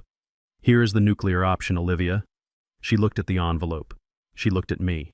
"What is it?" she asked. I took a deep breath. "It is the reason they are going to lose," I said. "It is the receipt." "Receipt for what?" "For the children," I said. I looked out the window at the city skyline. Somewhere out there, Brad was probably celebrating. He was probably counting his millions. "Start the car." "Olivia," I said, turning back to her, "we are going to court, and I am going to bury them." Family court is not a place of justice. It is a theater. I learned that the moment I walked through the double doors of courtroom 4B. The air was cold, conditioned to a temperature that made you shiver even if you weren't terrified. The floors were polished linoleum that squeaked under the heels of lawyers who charged $500 an hour to destroy families. I sat on the left side, the defendant's side, next to Olivia. I was wearing my charcoal suit, the one that smelled of cedar and memories. Olivia looked like a warrior in her black blazer, her spine straight, her eyes scanning the room for traps. But when I looked across the aisle, I realized we weren't just fighting a battle, we were fighting a war machine. Brad had emptied his bank account for this. His table was crowded. 3 lawyers in matching navy blue suits sat there arranging stacks of files with military precision. They whispered to each other, laughing softly, looking at me like I was a bug they were about to crush under a very expensive shoe. And in the middle of them sat Jasmine. If I didn't know her, if I hadn't changed her diapers and wiped her tears and watched her steal from my wallet, I would have believed her act too. She was a masterpiece of manipulation. The designer clothes were gone. She was wearing a simple, faded floral dress that looked like something a church mouse would wear. She wore no jewelry. Her face was scrubbed clean of makeup, leaving her looking pale and exhausted. She sat with her shoulders hunched, clutching a tissue in both hands, looking at the judge with wide, fearful eyes. She looked like a victim. She looked like a mother who had walked through hell to find her babies. And sitting right behind her in the front row of the gallery was Brad. He wasn't at the defense table. He was playing the role of the supportive partner. He would reach forward occasionally and touch Jasmine's shoulder, and she would flinch beautifully, as if she was so traumatized that even comfort hurt. It was sick. It was brilliant. "All rise," the bailiff shouted. Judge Harrison walked in. He was an older man with thinning hair and a face that looked like it had seen too many lies to trust anyone. He sat down heavily and adjusted his glasses. "We are here for the emergency custody hearing regarding the minors, Dante and Maya Thorne." The judge said, his voice bored. Brad's lead lawyer stood up. His name was Stone. He looked like a shark that had learned to walk on 2 legs. "Your Honor," Stone said, his voice deep and resonant, "we are here to right a terrible wrong. For 15 years, my client Jasmine Reynolds has been living a nightmare. She was a young, vulnerable woman fleeing domestic abuse when her father, the defendant Caleb Thorne, forcibly took her children." "Objection," Olivia said, standing up. "There is no evidence of abuse." "Sustained," the judge muttered. "Stick to the facts, Mr. Stone." "The facts, Your Honor," Stone continued smoothly, "are that Mr. Thorne has no legal custody. He has no court order. He has no guardianship papers. He is by definition a kidnapper. But we are not just asking for the return of the children. We are asking the court to protect them from a violent, unstable man who has brainwashed them for a decade and a half." He turned and pointed a finger at me. "We have witnesses, Your Honor, people from the community, people who saw what went on in that house of horrors." My heart hammered against my ribs. Witnesses. What witnesses? I had lived a quiet life. I went to work. I went to church. I came home. "Call your first witness," the judge said. "The prosecution calls Mr. Earl Shelby." I froze. Earl Shelby lived 3 doors down from me. He was a man I had known for 10 years. A man whose lawnmower I had fixed twice. A man who I knew had a serious problem with online poker. Earl walked in. He didn't look at me. He kept his eyes on the floor as he took the stand. He looked sweaty, nervous. Mr. Shelby Stone asked, pacing in front of the witness stand. "You are a neighbor of the defendant?" "Yes, sir," Earl mumbled. "And can you tell the court what you have heard coming from the Thorne residence over the years?" Earl licked his lips. He glanced at Brad in the gallery. Brad gave him a tiny, imperceptible nod. "I heard screaming," Earl said. His voice was shaky, but the lie came out. "Lots of screaming. Usually late at night. I heard the old man yelling, I heard things breaking, and I heard the kids crying, begging him to stop. I gripped the edge of the table so hard my knuckles turned white. It was a lie, a bold, paid-for lie. The only screaming in my house was when the Eagles lost a game or when Maya saw a spider. "Did you ever see bruises on the children?" Stone asked. Earl nodded. "Yeah. I saw the boy Dante limping once. And the girl, she always wore long sleeves, even in the summer, like she was hiding something. Liar," I wanted to scream. "She wore long sleeves because she was self-conscious about her skinny arms." Olivia stood up. "Objection. This is hearsay and speculation."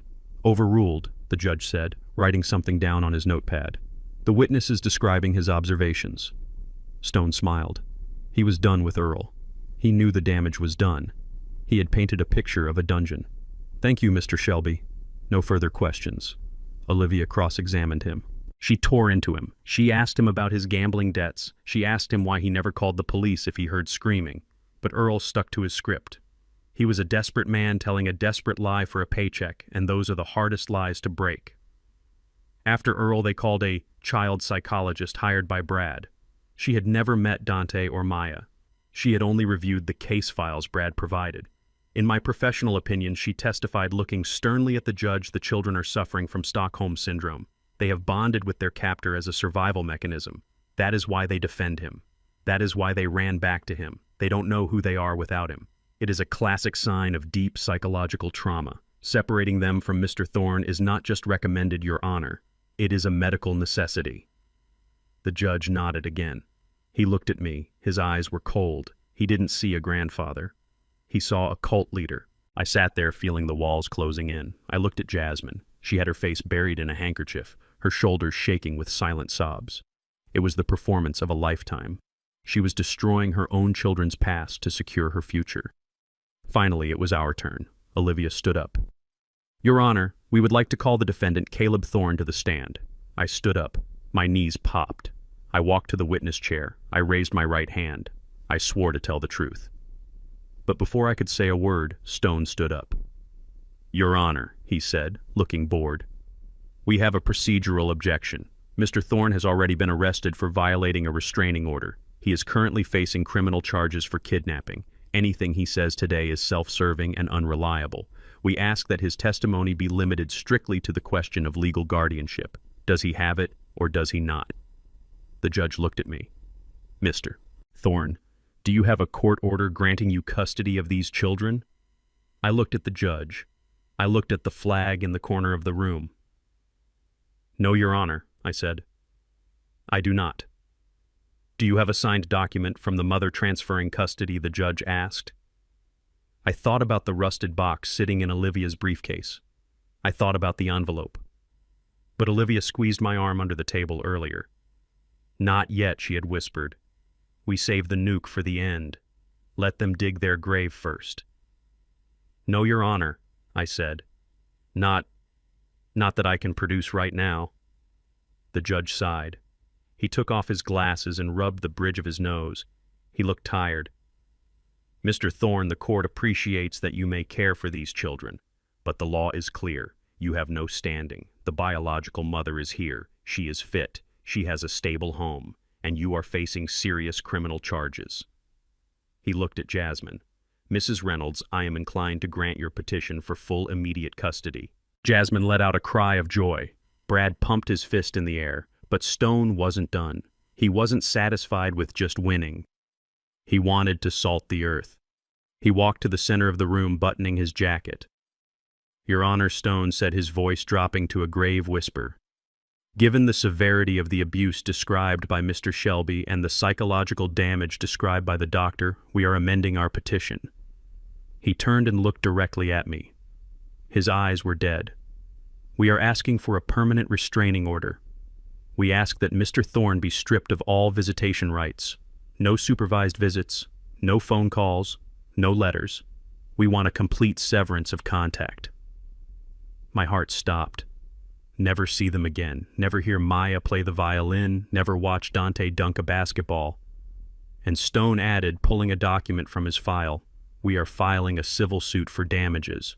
For 15 years of emotional distress, for the alienation of affection, and for the costs of the therapy these children will surely need. We are asking the court to order Mr. Thorne to pay restitution to my client. He slapped the paper onto the judge's bench. The sum of $500,000. The room spun. $500,000. I didn't have $500. They wanted my house. They wanted my truck. They wanted my pension. They wanted to leave me homeless and childless, dying alone in the gutter. I looked at Brad. He was smiling. It was the smile of a man who had just won the lottery. The judge looked at the paper. He looked at me. Mr. Thorne, do you have anything to say before I rule? I sat there. My hands were shaking. I felt the weight of the rusted box in Olivia's bag. It was there. The truth was there. But looking at the judge's face, I realized something terrifying. He had already made up his mind. He liked the story of the weeping mother. He liked the story of the rich stepfather saving the day. I looked at Olivia. She was pale. She knew we were on the edge of the cliff. I stood up slowly. I gripped the railing of the witness stand. "I have one thing to say." "Your Honor," I said, my voice rough like gravel. "What is it?" the judge asked. I looked straight at Jasmine. She stopped crying. She looked back at me, fear flickering in her eyes for the first time. "I just want to ask my daughter a question," I said. "That is highly irregular," Stone barked. I ignored him. "I want to ask her if she remembers the snow," I said softly. Jasmine flinched. "I want to ask her if she remembers the price," I continued. "Because everything has a price, Jasmine. Even a lie.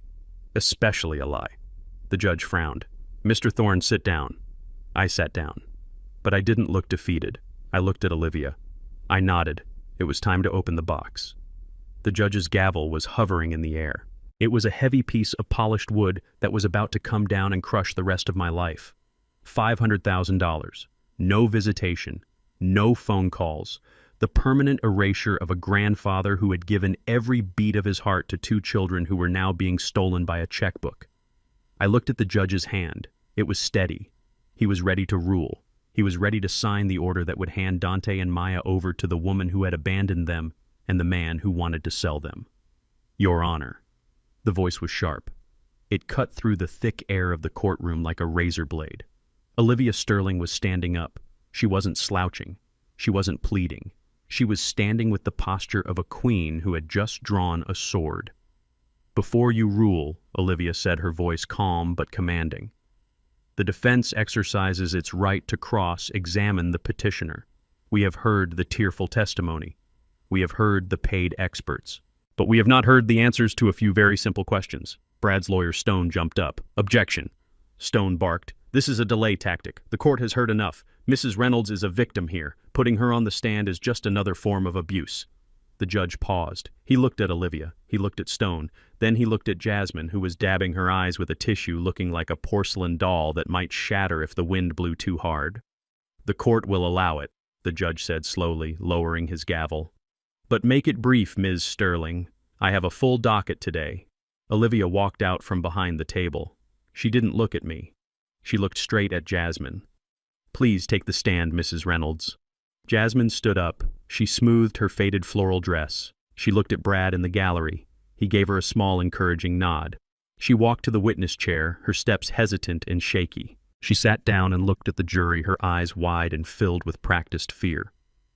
Olivia walked up to the podium. She didn't bring any notes. She didn't bring a file. She just leaned her hands on the wood and looked at my daughter. "Mrs. Reynolds," Olivia began, her voice soft, almost gentle. "You have told the court that you love your children very much. Is that correct?"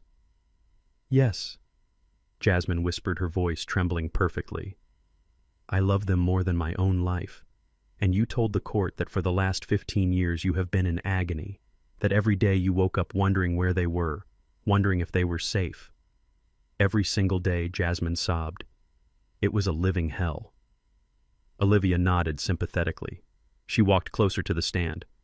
15 years is a long time, Mrs. Reynolds. It is 5,475 days. That is a lot of mornings waking up in agony." Olivia paused.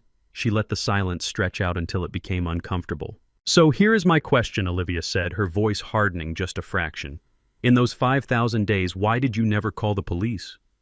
Jasmine blinked. She looked confused. I did. I filed a report in Ohio." "Yes," Olivia said. "In Ohio. 300 miles away. But you knew where your father lived. You grew up in that house. You knew the address. You knew the phone number. Why didn't you call the Philadelphia police? Why didn't you drive to the house? Why didn't you send a letter that was registered mail?" Jasmine started to breathe faster. She twisted the tissue in her hands. "I told you," she stammered. "I was afraid. Afraid of what Olivia asked. Afraid of him." Jasmine shouted, pointing a shaking finger at me. She burst into fresh tears. "He is a monster. He told me if I ever came back, he would kill me. He said he would bury me in the backyard. I was a young girl. I was alone. I was terrified."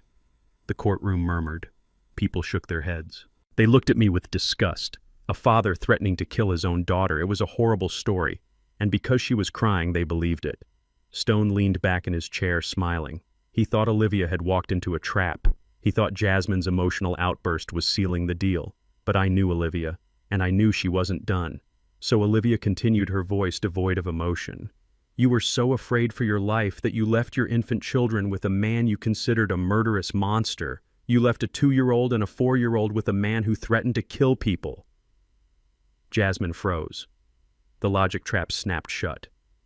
I didn't have a choice. Jasmine cried, her eyes darting around the room. He snatched them.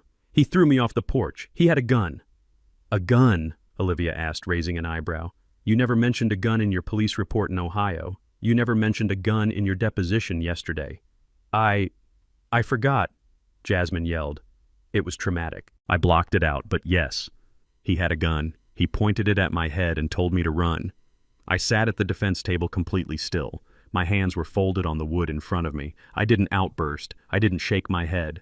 I didn't look at the judge. I looked at Jasmine. I looked at her with the eyes of the man who had taught her to ride a bicycle. I looked at her with the eyes of the man who had sat up with her all night when she had the chicken pox. I looked at her with the eyes of the man who had tried to save her from the streets over and over again until my heart was scarred tissue. I didn't hate her. Hate is hot. Hate is active. What I felt was colder. It was a profound, bottomless disappointment. It was the realization that the little girl I raised was gone and something hollow had taken her place. I locked eyes with her. For a moment she tried to hold my gaze. She tried to keep up the act of the terrified victim, but she couldn't do it. She saw the truth in my face. She saw the reflection of her own soul, and it scared her more than any threat ever could. She started to tremble. Not the fake tremble she had been doing for the court, a real deep shudder that started in her bones. She looked away. She looked down at her hands. She looked at the judge. She looked anywhere but at me. She knew that I knew. Olivia saw it too. She saw the crack in the armor. Let us talk about that night, Jasmine, Olivia said, stepping back. January 12, 2009. You say he threw you out. You say he had a gun. Yes, Jasmine whispered, her voice barely audible. You say you wanted to stay. You say you fought for your children.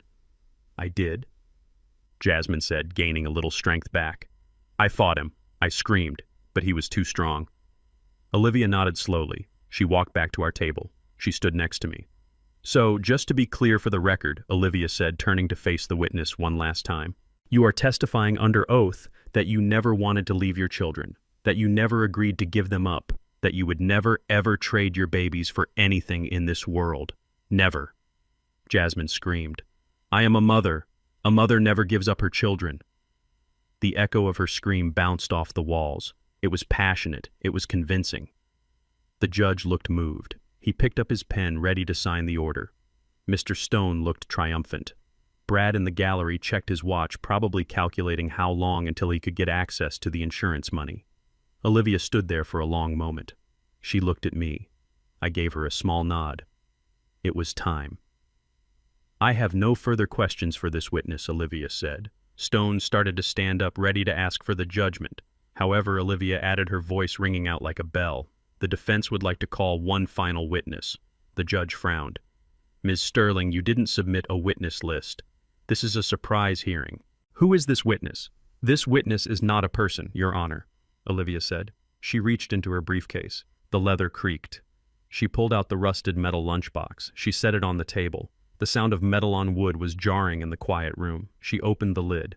She reached in and pulled out the manila envelope. It was old. It was stained. It looked like trash. But Olivia held it like it was the 10 Commandments. Our witness. Your Honor is a piece of paper, Olivia said. She walked toward the bench, holding the envelope up for everyone to see. This envelope has been sealed for 15 years. It has been sitting under the floorboards of Mr. Thorne's bedroom. It has survived humidity, time, and silence. She stopped in front of Jasmine. Mrs. Reynolds, Olivia said, holding the envelope out. Do you recognize this? Jasmine looked at the envelope. Her face went gray. The color drained out of her skin so fast she looked like a corpse. She recognized the handwriting on the front. She recognized the coffee stain on the corner. I don't know what that is, Jasmine whispered. The judge leaned forward. Ms. Sterling, what is in that envelope? Olivia turned to the judge. Your Honor, the petitioner claims she was forced out at gunpoint. She claims she fought to stay. She claims she never stopped loving her children. Olivia ripped the tape off the envelope. The sound was loud like a tearing sheet. She pulled out the single sheet of yellowed notebook paper. But this document written in her own hand, dated the night she left, tells a very different story. Olivia handed the paper to the bailiff, who walked it up to the judge. Jasmine stood up in the witness box. Her legs were shaking so hard she had to hold on to the railing. "No," she gasped. "No, that is not real. That can't be real." Brad stood up in the gallery. His face was a mask of confusion and rage. He didn't know about the envelope. He thought he had covered every angle. The judge put on his reading glasses. He took the paper. He smoothed it out on his desk. The room held its breath. The judge read the first line, then he read the second. His eyebrows shot up. His mouth tightened into a thin, angry line. He looked up from the paper. He looked directly at Jasmine. "Mrs. Reynolds," the judge asked, his voice low and dangerous. "Is this your signature?" Jasmine didn't answer. She couldn't breathe. The ghost of her past had just walked into the room, and it was screaming louder than she ever could. The judge turned the paper around so the court could see it, and then he read it out loud. The envelope looked like trash. It was stained with 15 years of humidity and dust. The corners were bent. The tape sealing it had turned a brittle, ugly brown that flaked off when Olivia touched it. In a room full of Italian suits, marble floors, and digital tablets, that piece of paper looked like a mistake. It looked like something the janitor had missed when he swept the floor. But as Olivia walked toward the bench holding it with two hands, the entire room seemed to tilt on its axis. The air grew heavy. The rustling of papers at the defense table stopped. Even the court reporter paused, her fingers hovering over the keys. Stonebrad's lawyer stood up halfway. He looked confused. He was used to fighting with precedents and statutes. He didn't know how to fight a ghost story. "Your Honor," Stone said, his voice losing some of its boom. "We haven't seen this evidence. This is trial by ambush." "It is rebuttal evidence, Mr. Stone," the judge said without looking up. "Sit down." The bailiff took the envelope from Olivia. He was a big man, used to handling weapons and handcuffs, but he took the paper delicately, as if he sensed the volatility of what was inside. He handed it up to Judge Harrison. I sat at the table, my hands folded, watching Jasmine. She wasn't crying anymore. The tears had dried up, instantly replaced by a look of sheer white-knuckled terror. She was staring at that envelope like it was a snake about to strike. She knew. Deep down, through the fog of the drugs she took back then, and the fog of the lies she lived in now, she remembered. The judge picked up a silver letter opener. The sound of the metal slicing through the old paper was the loudest sound in the world. Shrip! He reached inside. First he pulled out a piece of notebook paper. It was lined paper ripped from a spiral notebook. The edge was jagged. The paper was yellowed and wrinkled as if it had been balled up and then smoothed out again. Then he pulled out something else. A small pink slip of paper. It was stapled to the back of the note. The judge adjusted his reading glasses. He leaned back in his leather chair. He held the papers up to the light. I closed my eyes. I could see the words written on that paper as clearly as if I had written them myself. I remembered the night, the smell of the snow, the smell of her desperation, the way her hands shook so hard she could barely hold the pen. I had forced her to write it. Not to be cruel, but because I knew even then that a junkie's promise is written in water. I needed it written in ink. The courtroom waited. The silence stretched out tight as a piano wire. I watched the judge's face. At first his expression was neutral. He was a man who had seen divorce custody battles and petty feuds for 30 years. He expected a letter of apology. He expected a rant. He expected something sad but standard. But as his eyes scanned the first line, his eyebrows pulled together. He stopped breathing. He read the second line. His mouth tightened. The boredom vanished from his face, replaced by confusion. He flipped the page over and looked at the pink slip stapled to the back. He brought it closer to his face, squinting to read the faded thermal ink. When he looked up, his face had changed. The color had drained out of his cheeks. He didn't look like a judge anymore. He looked like a grandfather who had just seen something so ugly it made him sick to his stomach. He slowly lowered the papers to his desk. He took off his glasses. He rubbed his eyes as if trying to wipe away what he had just read. Then he looked at Jasmine. It wasn't a kind look. It wasn't the sympathetic look he had given her 10 minutes ago when she was weeping about her stolen babies. It was a look of cold, hard judgment. It was the look of a man seeing a monster without its mask. "Mrs. Reynolds," the judge said. His voice was quiet, but it carried a weight that made the windows rattle. Jasmine stood up. She was trembling so hard the witness stand vibrated. "Yes, Your Honor," she whispered. The judge picked up the yellow paper. He held it up. "Do you recognize this handwriting?" he asked. Jasmine gripped the railing. Her knuckles were white. She looked at the paper. She looked at Brad. Brad was staring at her, his eyes wide, sensing that the ground was crumbling under his feet. I don't know," Jasmine stammered. "It has been a long time. I don't know what that is." The judge didn't blink. "Let me refresh your memory," he said. He picked up the document and began to read. January 12th, 2009. That is the date, correct? The night you say your father threw you out into the snow. Jasmine nodded mutely. The note reads as follows. The judge said, his voice rising. I, Jasmine, Thorne, being of sound mind, hereby relinquish all parental rights and custody of my children, Dante Thorne and Maya Thorne, to my father, Caleb Thorne. A gasp went through the courtroom. Stone dropped his pen. Brad stood up halfway in his seat.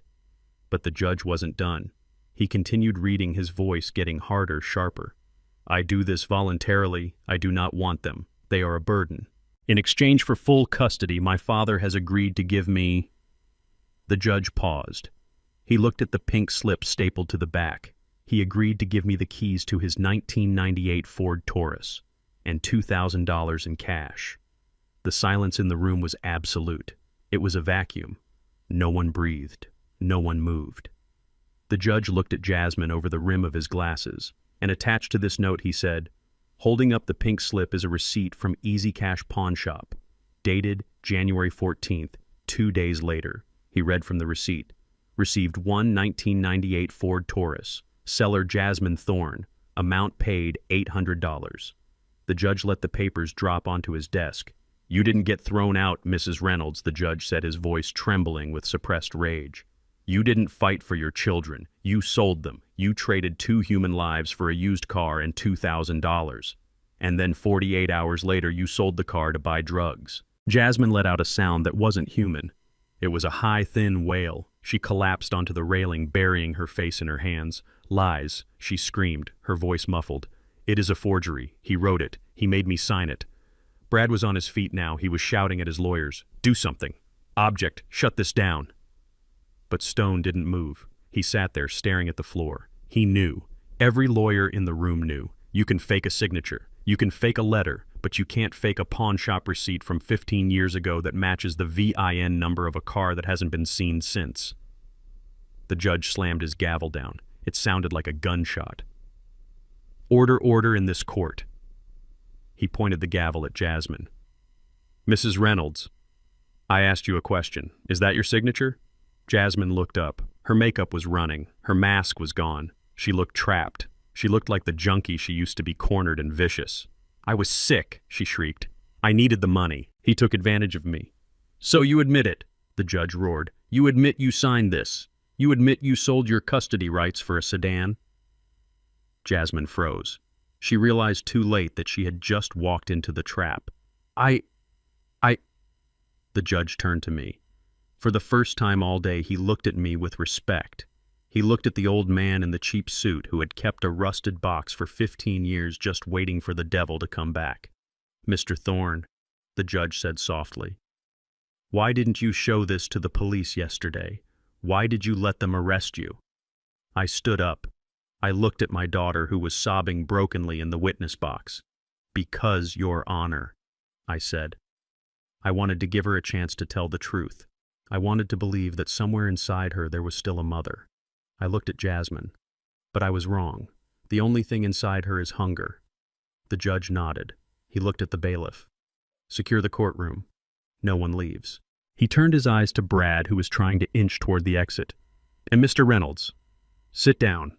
We are going to have a very long conversation about perjury, fraud, and the filing of false police reports. The tide had turned. The water was receding, and all the ugly things that had been hidden beneath the surface were finally exposed to the light. I looked at Olivia. She wasn't smiling. She was crying. She reached over and squeezed my hand. We got them, Caleb, she whispered. I didn't smile. I just looked at the envelope on the judge's desk. It wasn't a victory. It was a tragedy. It was the documented proof that my grandchildren had been sold for the price of a used Ford, and now I had to tell them. The courtroom was so quiet you could hear the hum of the electric lights. It was the kind of silence that comes before a tornado touches down heavy and suffocating. Judge Harrison handed the yellowed pieces of paper back to the bailiff, who walked them over to Olivia. She took them as if they were made of glass. She didn't look triumphant. She looked sad. She walked to the center of the room, turned to the jury box, and held the letter up. "This is not a forgery," Olivia said, her voice clear and steady. "This is a contract, a bill of sale." She looked at Jasmine, who was huddled in the witness chair, her face buried in her hands, her shoulders shaking. "Read it, Mrs. Reynolds," Olivia said softly. "Read what you wrote." Jasmine shook her head violently. "No, no, please. Let the record show the witness refuses to read the evidence," the judge said, his voice like ice. "Ms. Sterling, please read it for the court." Olivia adjusted her glasses. She didn't read it fast. She read it slowly, giving every word the weight it deserved. Dated December 12, 2009, Olivia began. I closed my eyes. I was back there. I was back in the hallway of my freezing house, watching my daughter scribble furiously on a notepad I had grabbed from the kitchen counter. I remembered the smell of the snow blowing in through the open door. I remembered the way her hand shook, not from cold, but from the desperate need to get back to the dealer waiting down the street. A Jasmine Thorne. Olivia read, "Being of sound mind and body, hereby permanently relinquish all parental rights, custody, and guardianship of my 2 children, Dante Marcus Thorne, age 4, and Maya Elise Thorne, age 2. A gasp rippled through the gallery. It started in the back row and rolled forward like a wave. People were shifting in their seats. The reporters were typing furiously. "I surrender them to my father, Caleb Thorne," Olivia continued. "I agree that I am unfit to care for them. I agree to never return. I agree to never contact them. I agree to disappear from their lives completely." Olivia paused. She lowered the paper slightly and looked at the jury, and in exchange for these 2 human lives, she read, her voice dropping to a whisper that carried to the back of the room. "In exchange for her son and her daughter, Caleb Thorne agrees to provide the following compensation." She held up the paper again. 1. The keys and title to his personal vehicle, a 1998 Ford Taurus. 2. The sum of $2,000 in cash taken from his retirement savings. Olivia lowered the paper. Signed, Jasmine Thorne. The room erupted. It wasn't a cheer. It was a sound of pure shock. A collective intake of breath followed by a low, angry murmur. People were looking at Jasmine not with pity anymore, but with horror. She wasn't a victim. She was a merchant. She had treated her own flesh and blood like used furniture at a garage sale. Jasmine lifted her head. Her face was streaked with mascara. She looked wild. "I had to!" She screamed, her voice cracking. "I had debts. Bad men were coming for me. If I didn't pay them, they were going to kill me. I did it to save myself." "To save yourself," Olivia repeated, nodding slowly. "Exactly. You saved yourself. You didn't do it to save the children. You didn't do it because you thought Caleb was a better parent. You did it because you needed a car and cash." Olivia walked back to the evidence table. She picked up the second piece of paper, the small pink slip. "And let us talk about that car, Mrs. Reynolds." She held up the pink slip. "This is a receipt," Olivia said, "from the Easy Cash Pawn and Title Shop on 4th Street. It is dated December 14th, 2 days after you signed that contract, 2 days after you drove away from your children in the snow." She walked closer to the jury. "Item pawned, 1998 Ford Taurus. VIN number matching the vehicle title. Amount given, $800. Olivia turned to face Jasmine. "You didn't need a car to escape, Jasmine. You didn't need a getaway vehicle to run from your abuser. You drove that car straight to a pawn shop. You sold it for pennies on the dollar." "Why," Olivia asked, her voice rising, "why would a terrified mother selling her children for safety turn around and sell her only means of escape?" 48 hours later, Jasmine didn't answer. She was rocking back and forth, muttering to herself. "I will tell you why," Olivia said. "Because you didn't want to leave town. You wanted to get high. You took the $2,000 my client gave you and you spent it. Then you took the car he gave you and you sold it. And you spent that too." Olivia slammed the receipt onto the railing of the witness stand. "That is the price of a mother's love, ladies and gentlemen," she said to the jury. $2,800. That is what Dante and Maya were worth to her. Less than the cost of the designer handbag she walked into this courtroom carrying yesterday. The murmur in the courtroom turned into a roar. The judge banged his gavel, but no one was listening. The illusion was shattered. The story of the grieving mother had dissolved, revealing the ugly, jagged truth underneath. I looked at the judge. He looked sick. He looked like he wanted to go home and hug his own children. And then chaos broke loose. Brad stood up. He didn't just stand up. He leaped to his feet. His face was purple. The veins in his neck were bulging. He looked like a man watching his winning lottery ticket burn in a fire. Lies. Brad screamed. He pointed a shaking finger at me. That is a forgery. That old man is a liar. He wrote that. He forced her to sign it. He climbed over the railing that separated the gallery from the court floor. The bailiffs moved toward him, hands on their weapons. "Sit down, sir," the bailiff shouted. "No," Brad yelled, his voice echoing off the high ceiling. "You are not listening. Look at her. She was a child. She was on drugs. She didn't know what she was signing. That contract is illegal. You can't sell children. It is void. It means nothing." He ran toward the defense table. He grabbed Jasmine by the arm, hauling her out of the chair. "Tell them, Jasmine," he shrieked, shaking her. "Tell them he held a gun to your head. Tell them he made you write it. Stick to the script." Jasmine looked at him. Her eyes were glazed. She was broken. The weight of the truth had finally crushed her. I, she stammered. "Tell them," Brad roared, raising his hand as if to strike her right there in the middle of the federal courtroom. That was the moment everyone saw the real Brad, not the loving fiancé, not the concerned stepfather, but the pimp, the man who saw these people not as family but as assets to be managed and liquidated. I stood up. I didn't think about my bad knee. I didn't think about the bailiffs. I just saw a man threatening my daughter. Even after everything she did, even after she sold my grandbabies, she was still the little girl I used to carry on my shoulders. "Don't you touch her!" I bellowed. My voice was the voice of the rail yard, loud enough to stop a train. I stepped forward, putting myself between the table and the witness stand. The judge was banging his gavel so hard I thought the handle would snap. "Order bailiffs, restrain that man. Remove him from my court." 2 bailiffs tackled Brad. They took him down hard. He hit the floor with a thud, but he didn't stop screaming. "It is a setup. The old man is a criminal. I have rights. I am the guardian of the estate. You can't do this to me." As they dragged him backward, kicking and cursing, his eyes locked onto mine. There was no mask left, just pure, unadulterated hate. "You are dead, Thorne," he screamed, spit flying from his mouth. "You think a piece of paper saves you? I will bury you. I will bankrupt you. I will make sure you never see those kids again." They dragged him out the double doors. The sound of his screaming faded down the hallway, leaving a ringing silence in the courtroom. I stood there, breathing hard. I looked at Jasmine. She was slumped in the chair, sobbing quietly. She looked small. She looked like she had 15 years ago. I looked at the judge. He was standing up, his chest heaving. He looked at the bailiff. "Lock the doors," the judge ordered. He looked at me. Then he looked at Jasmine. He sat down slowly. He picked up the yellow paper again. "You are right, Mr. Reynolds," the judge said to the empty room. "You cannot sell children. This contract is not legally binding in the state of Pennsylvania. You cannot trade custody for a Ford Taurus." My heart stopped. Olivia gasped.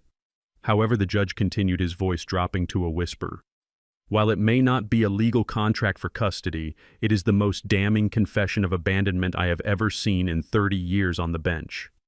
He looked at me. "Mr. Thorne, the court apologizes. We have made a grave error." He turned to the court clerk. "Strike the petitioner's request for custody, strike the request for damages, and get the district attorney on the phone, immediately." He pointed at Jasmine. "Because while you can't sell children legally attempting to do so and then filing a false police report claiming kidnapping 15 years later, that is a felony." Jasmine looked up. The realization hit her. She wasn't getting the children. She wasn't getting the money. She was going to prison. But I wasn't looking at her. I was looking at the door. "Dante," I whispered. He was out there. He was with them.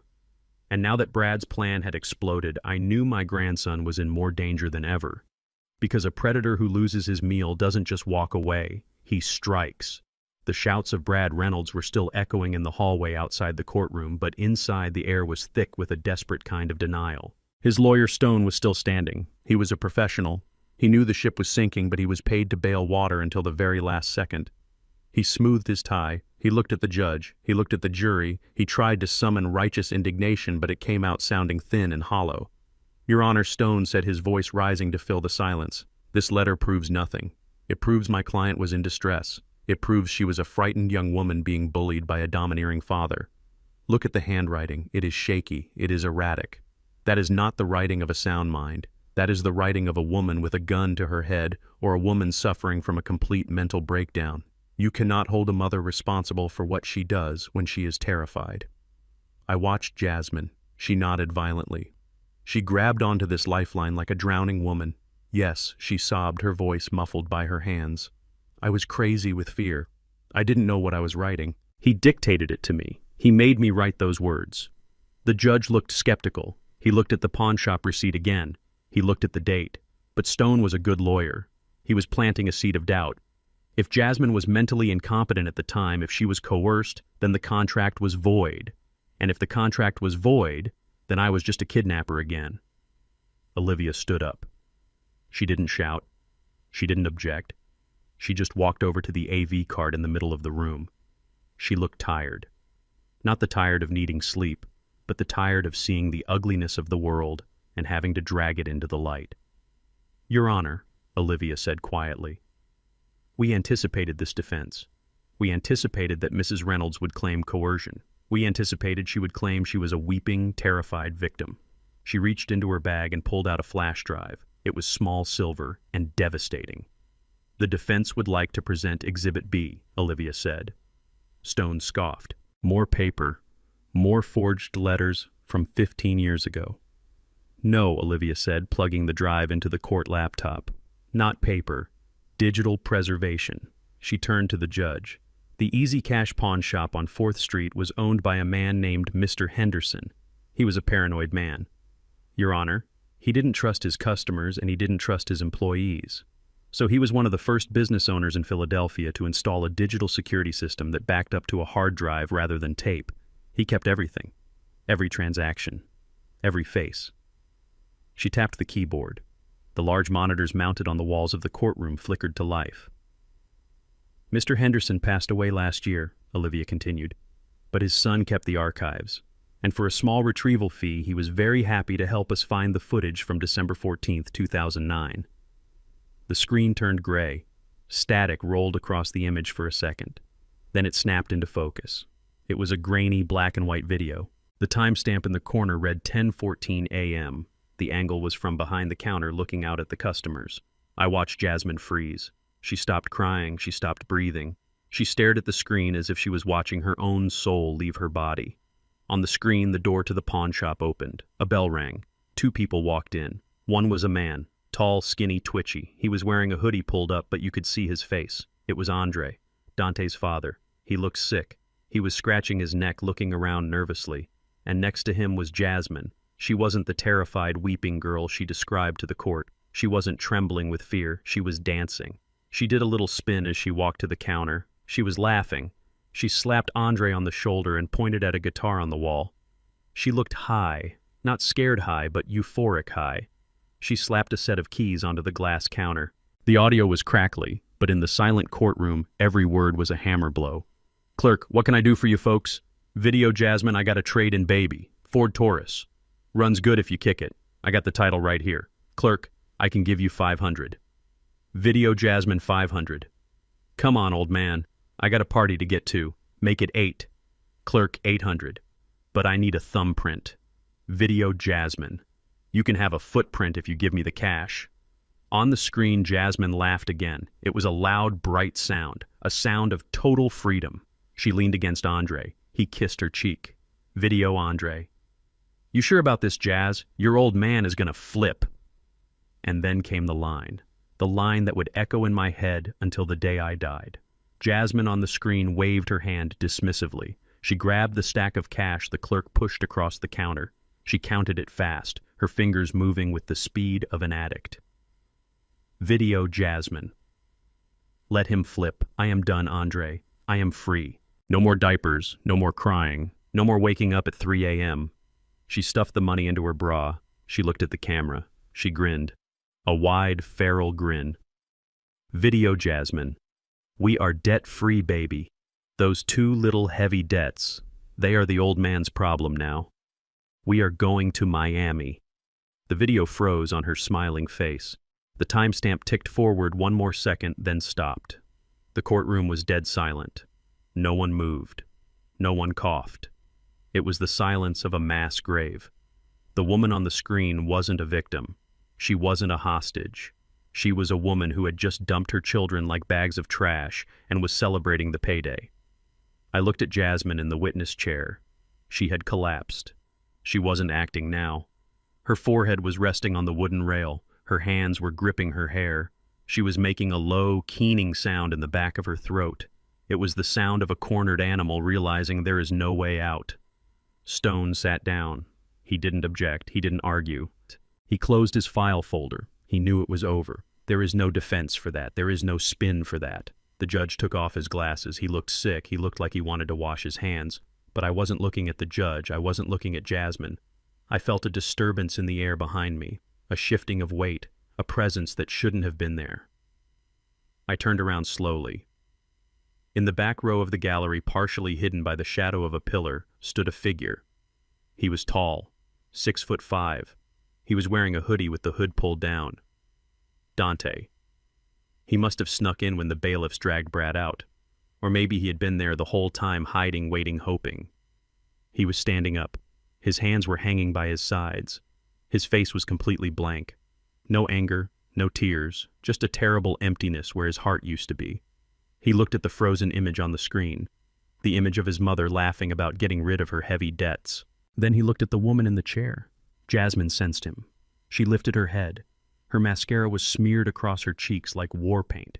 She turned and saw him. "Dante," she whispered. Her voice was a broken rasp. Dante didn't move. He didn't blink. He stepped out of the aisle. He walked forward. The bailiff started to move to stop him, but I stood up. I shook my head at the bailiff. "Let him." Dante walked until he was 10 feet away from her. He looked down at her. He looked at the woman who had bought him silk pajamas and promised him the world.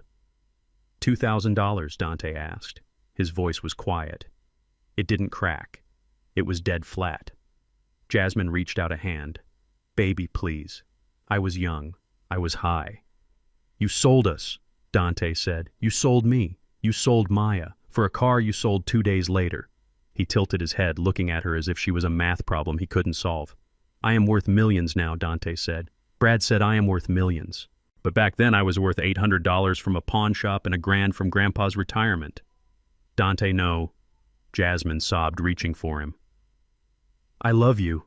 "Stop," Dante said. He didn't shout. The word just fell out of his mouth like a stone. "Don't use that word. You don't know what that word means. Grandpa knows what that word means. Grandpa paid for us. You sold us." He turned his back on her. He looked at the judge. "Your Honor."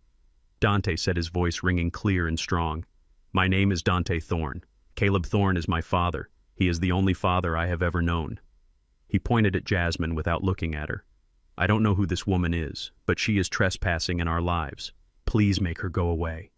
Jasmine let out a wail that shattered the last remaining tension in the room. She slumped to the floor, weeping uncontrollably. But Dante didn't look back. He walked over to the defense table. He walked over to me. He sat down in the chair next to me. He took my rough, calloused hand in his own. He squeezed it. "Let's go home, Pops," he whispered. I squeezed back. "We are almost there, son," I said. Almost there.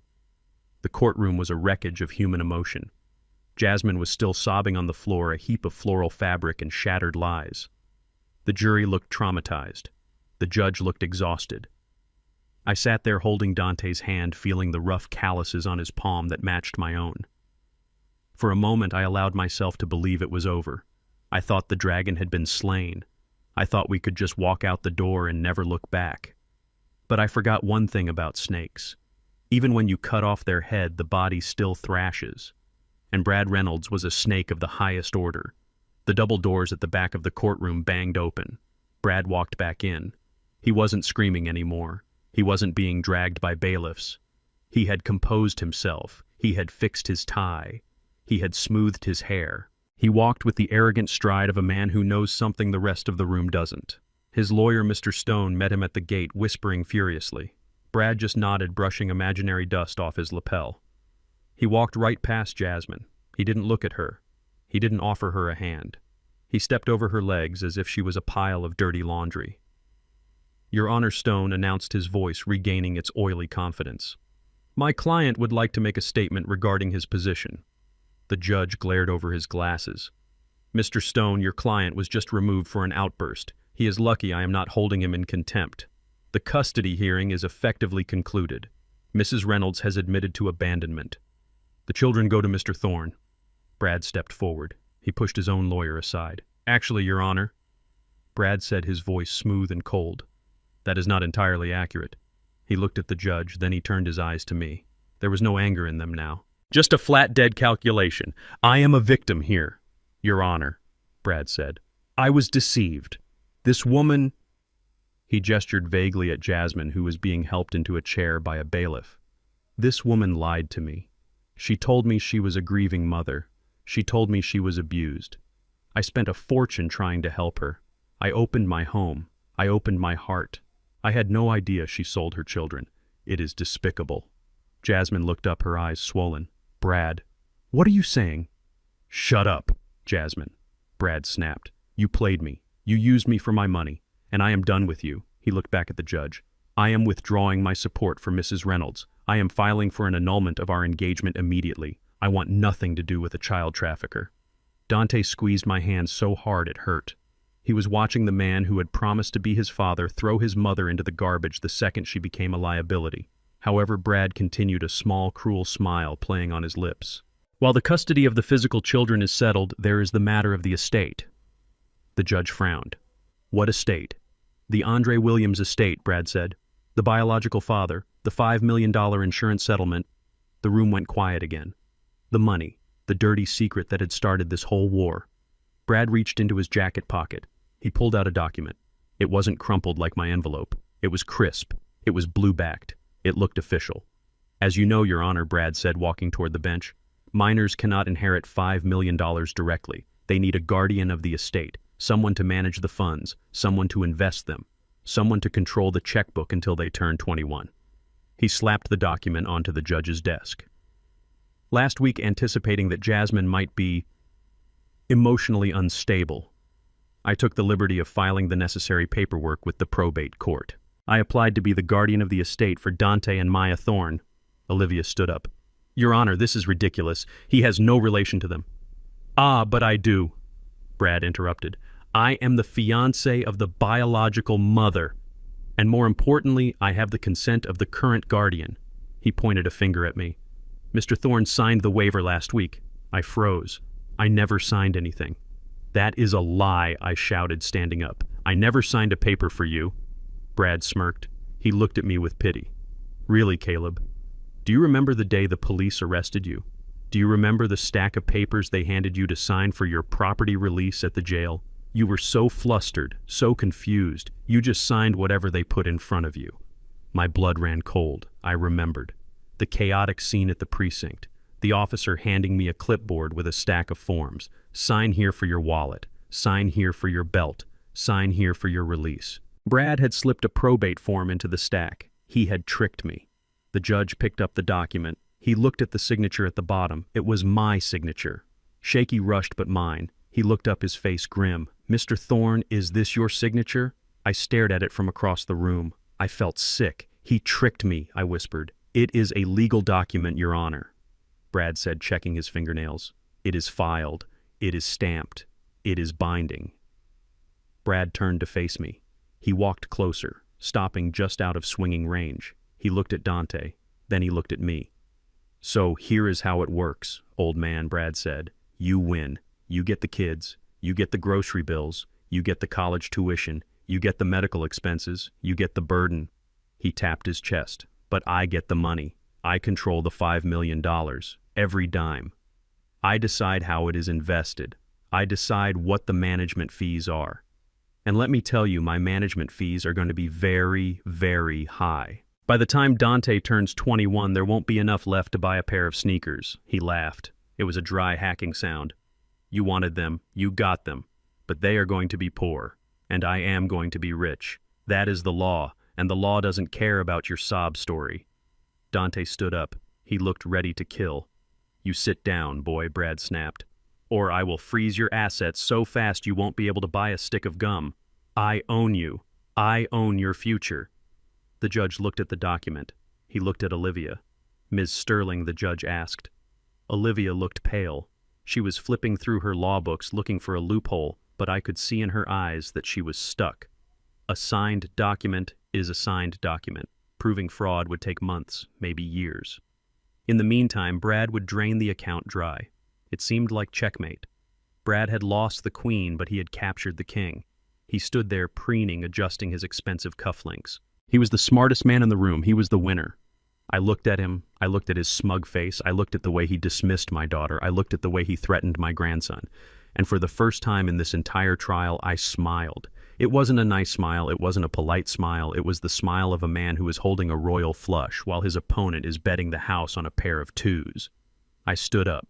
I buttoned my jacket. I picked up my cane, not because I needed it, but because I wanted to point with it. Brad saw my smile. His eyes narrowed. "What are you smiling at, old man?" he asked. "You lost." I walked out from behind the table. I walked until I was standing right in front of the judge's bench, ignoring the bailiff who tried to stop me. I looked at the judge. "Your Honor," I said. My voice was calm. It was the voice of a man who has spent 40 years listening to the rhythm of the rails. Mr. Reynolds is right about one thing.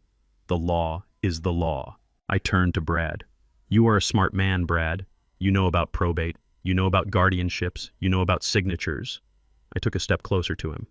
"But you forgot one thing. You forgot who I am.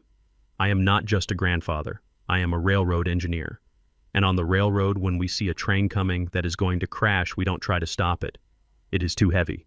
It is too fast." I tapped my temple. "We switch the tracks." Brad frowned. "What are you talking about? You are senile." I looked at Olivia. I nodded. Olivia reached into her briefcase. She didn't pull out a rusted box this time. She pulled out a clean blue file folder. She walked up to the bench and placed it directly on top of Brad's fraudulent document. "Your Honor," Olivia said, "the defense would like to submit one final piece of evidence." Brad laughed nervously. "What is it?" "Another letter from the attic. Another video." "It doesn't matter. I have the guardian papers." I looked Brad dead in the eye. "You have papers to be the guardian of Dante and Maya Thorne," I said. "Yes," Brad yelled. "That is their names." I shook my head slowly. "No, Brad. That was their names." The judge opened the blue folder. He read the first page. His eyes went wide. He looked at me. He looked at the date on the document. Then a smile cracked across the judge's face. A real, genuine smile. Brad looked around, panic starting to rise in his chest. "What? What is it?"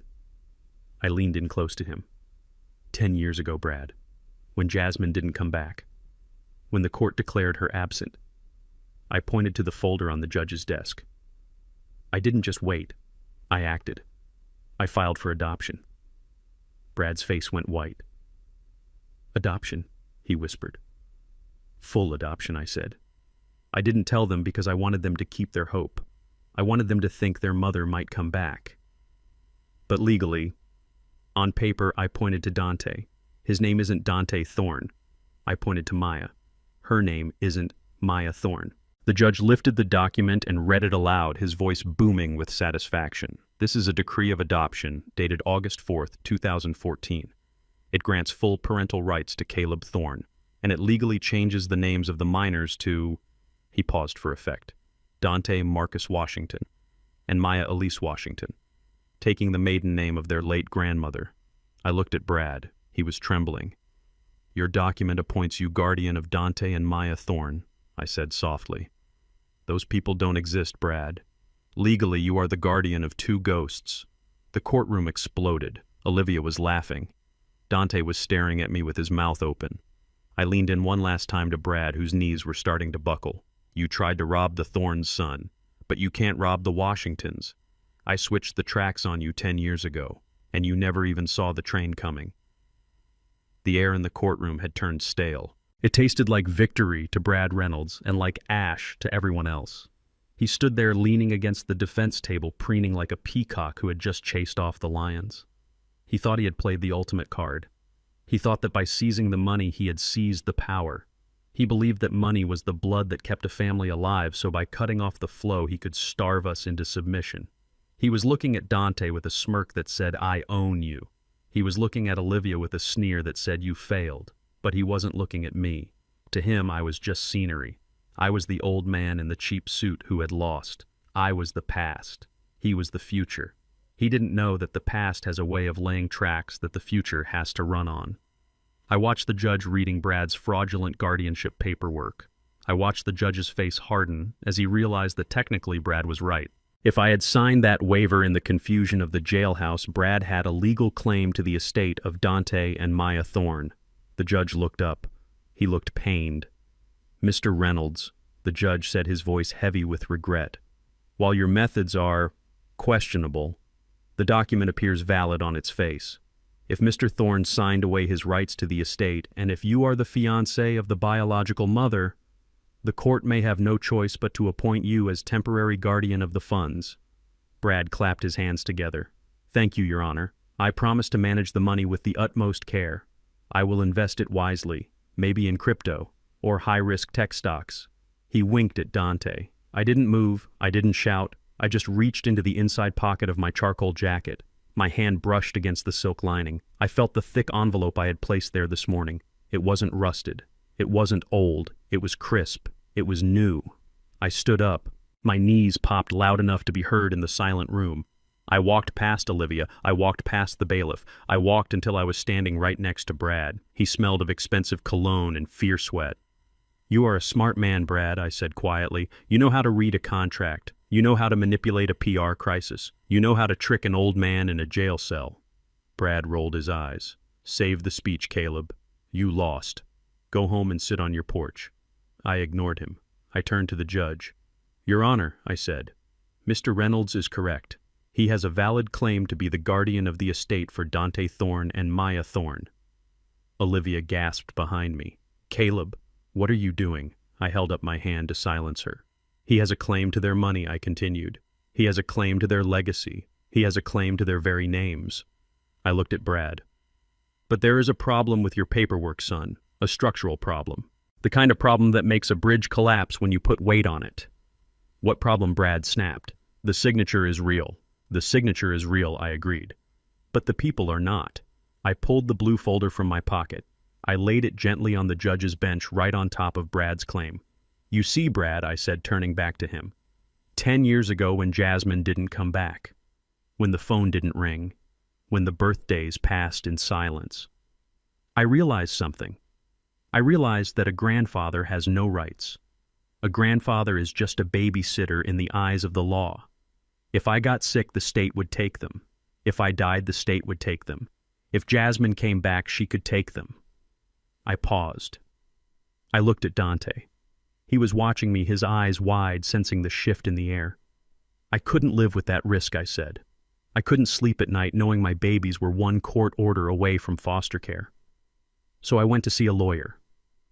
Not Olivia, an old friend from the union. And we started a process. I tapped the blue folder. It took 2 years. We had to publish notices in the newspaper looking for Jasmine. We had to prove abandonment. We had to go before a judge just like this one and prove that I was the only father they had ever known." The judge opened the folder. He began to read. His eyes widened. "I didn't tell them," I whispered, looking at Dante. "I didn't tell you, son, because I wanted you to keep your name. I wanted you to think your mother might still want you. I didn't want to erase your history. I just wanted to secure your future." The judge looked up. He took off his glasses. A slow, incredulous smile spread across his face. "Mr. Reynolds," the judge said, his voice ringing with a new energy. "This document you filed, it names Dante Thorne and Maya Thorne as the beneficiaries." "Yes," Brad said, looking confused. "That is their names." The judge shook his head. "No, Mr. Reynolds. That was their names." He held up the document from my blue folder. It had a gold seal on it, a seal that meant it was final, it was unchangeable, it was the law of the land. "This is a final decree of adoption," the judge announced, dated August 4th, 2014, signed by the Honorable Judge Davis of the Family Court of Philadelphia. He looked at Brad, whose face was turning the color of ash.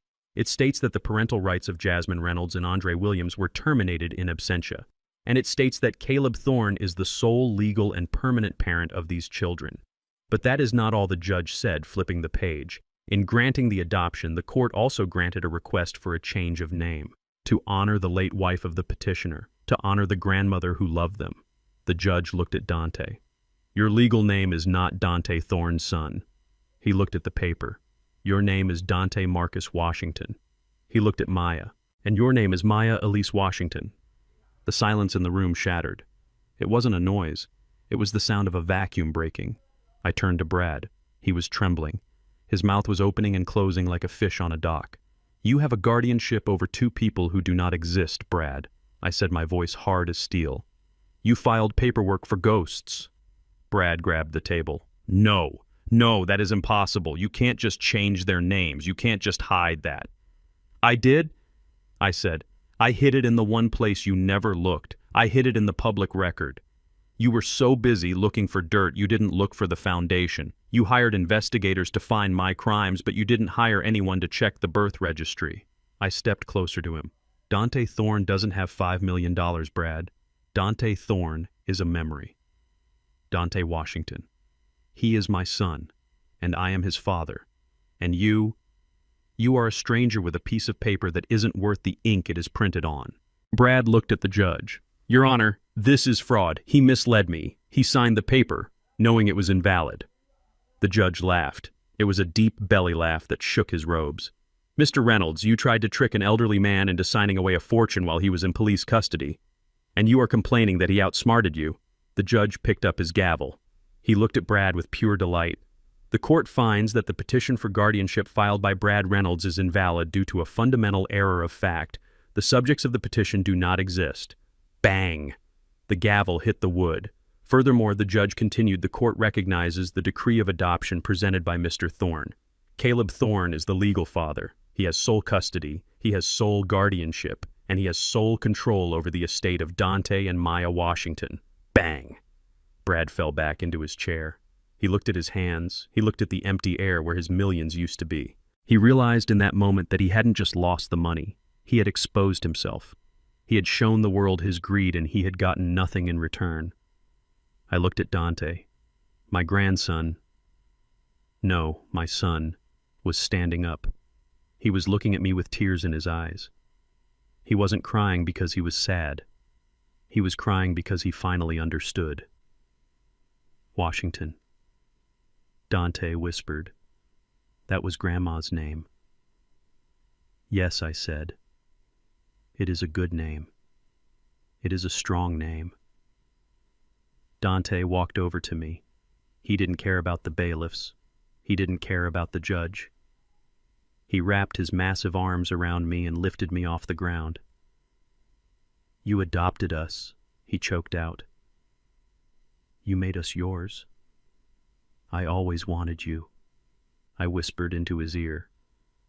I never wanted to give you back. I looked over Dante's shoulder at Brad. He was staring at us. And then the rage took over. The realization that he was ruined. The realization that the sharks were coming for his legs and he had no money to pay them. You old bastard. Brad screamed. He lunged. He didn't go for me. He went for the one thing he thought he could still break. He went for the judge. He grabbed the heavy metal water pitcher from the defense table and hurled it at the bench. You rigged this, Brad shrieked. I will kill you all. The pitcher missed the judge by an inch, smashing into the wood paneling behind him. Bailiffs, the judge roared. This time it wasn't a polite removal. 3 officers hit Brad at full speed. They took him down hard. His face hit the floor with a crunch. They were on top of him in seconds, knees in his back cuffs ratcheting tight on his wrists. Get off me! Brad screamed, his voice muffled by the carpet. I am Brad Reynolds. I own this town. You own nothing, the judge shouted, standing up. He looked down at Brad, his face red with anger. Brad Reynolds, you are in direct contempt of this court. You have attempted to assault a federal judge. You have filed fraudulent documents. You have attempted to defraud a minor. The judge looked at the bailiffs. Take him into custody, no bail. And get the federal prosecutor down here. I want him charged with everything. Wire fraud, attempted grand larceny, assault. If there is a law, charge him with it. They dragged Brad out. He wasn't walking this time. His expensive shoes dragged on the floor. He was screaming, crying, begging. He looked at me one last time as they hauled him through the doors. Please, Caleb. Help me. The sharks. They will kill me. I just looked at him. I didn't smile. I didn't frown. I just watched the train leave the station. I looked at Olivia. She was packing up her briefcase, her hands shaking slightly from the adrenaline. She looked up at me and winked. Washington, she said. Nice ring to it. I looked at Maya. She was holding her violin case, standing by the railing. She looked at me. Hi, Dad, she whispered. My heart swelled until I thought it might burst. Hi, sweetie, I said. Let's go home, I told them. We have a lot of paperwork to fill out, and I think we need to change the name on the mailbox. We walked out of the courtroom together, the Washington family, battered, bruised, but standing tall on a foundation that no earthquake, no lawyer, and no lie could ever shake. There is a specific sound a man makes when his entire life collapses in a single second. It is not a scream. It is not a cry. It is a guttural, animalistic noise that comes from the tearing of the soul. When the judge announced that Dante and Maya were legally Washingtons and that Brad's guardianship papers were worthless scraps of trash, Brad made that sound. He stood there for a heartbeat, his chest heaving, his face turning a dark, bruised purple. He looked at the empty air where $5 million used to be. He looked at the debt sharks waiting for him in the shadows of his mind. He looked at the prison sentence waiting for him in his future. And then he snapped. The veneer of the civilized businessman vanished. The expensive suit, the polished shoes, the calm demeanor, it all melted away, revealing the violent, desperate creature underneath.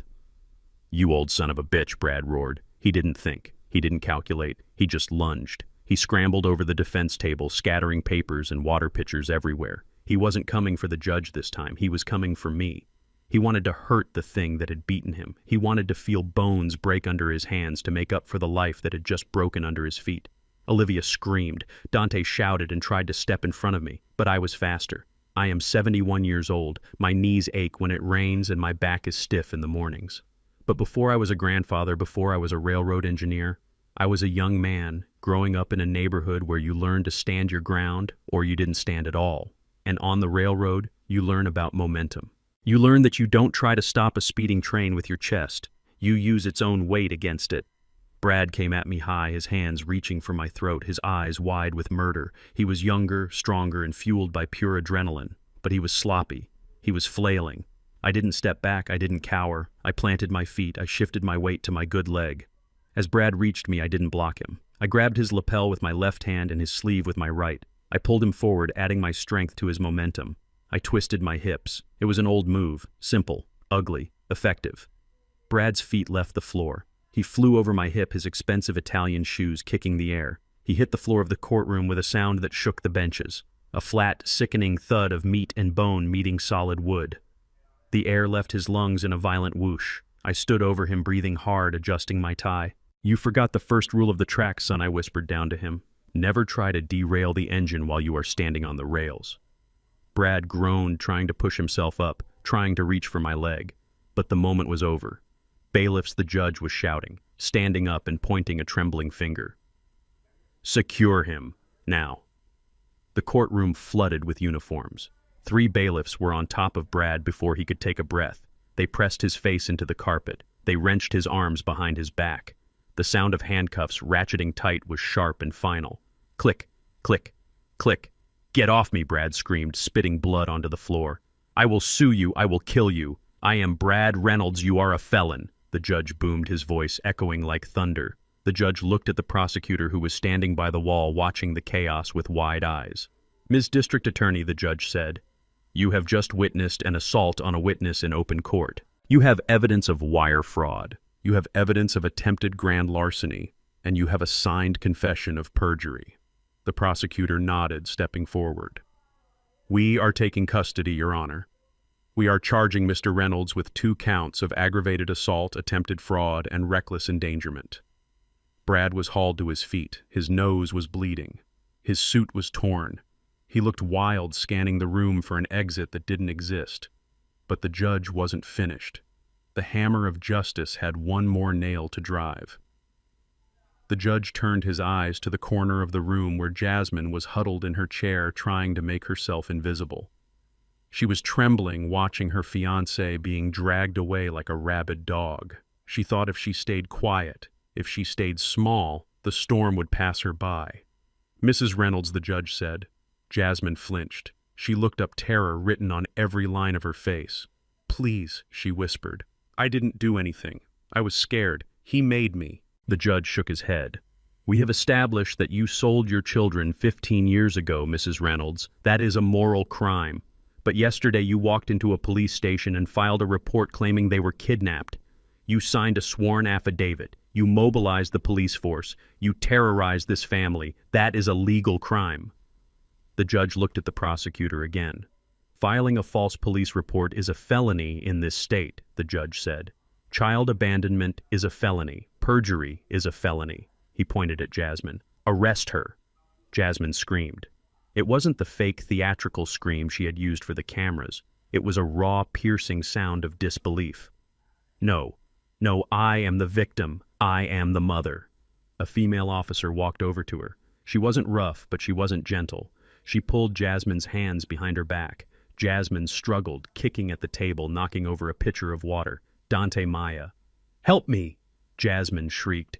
Tell them I love you." Dante turned his face away. He buried his head in my shoulder. He couldn't watch. Maya was crying silently, tears streaming down her face, but she didn't move toward her mother. She stood next to Olivia, holding on to the lawyer's jacket like a lifeline. They dragged them both toward the side exit, the door that leads to the holding cells, not the street. Brad went first, cursing and spitting. Then came Jasmine. As the officer led her past our table, Jasmine dug her heels in. She stopped. She looked at me. Her face was a ruin of mascara and tears. Her eyes were pleading, desperate, looking for the father who had always fixed her mistakes, the father who had paid her debts, the father who had bailed her out of jail, the father who had raised her babies when she couldn't. "Dad," she choked out. I looked at her. My heart broke in my chest. "It is a terrible thing to see your own child in chains. Daddy, please," she whispered, her voice sounding like the little girl she used to be. "Do something. Talk to the judge. You have money now, you have the estate. Bail me out, please. I am scared. Save me." The room went silent. Everyone watched. The bailiff paused, waiting to see if I would intervene. I looked at her. I saw the daughter I loved. I saw the addiction that twisted her. I saw the choices she made. For 40 years, I had been her safety net. I had caught her every time she fell. And because I caught her, she never learned how to land. She never learned that the ground is hard. I took a deep breath. It hurt.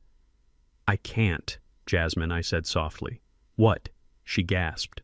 "Why? You are my father. You save me. That is what you do." I shook my head slowly. "I did save you, baby," I said. I pointed to Dante, who was a grown man, now strong and kind. I pointed to Maya, who was talented and sweet. "I saved you 15 years ago," I said, my voice thick with grief. "When you threw your life away in the snow, I picked it up. I raised your children. I turned your mistake into a miracle. I kept them safe. I kept them loved. I took the burden you couldn't carry." I stepped closer to her, looking deep into her eyes. "I paid your debt, Jasmine. I paid it with 15 years of my life. But I can't pay this one." "Dad, please," she wailed. "No," I said, hardening my heart for her own good. "If I bail you out now, you will never learn. If I save you now, you will just find another Brad. You will just sell another soul." I leaned in.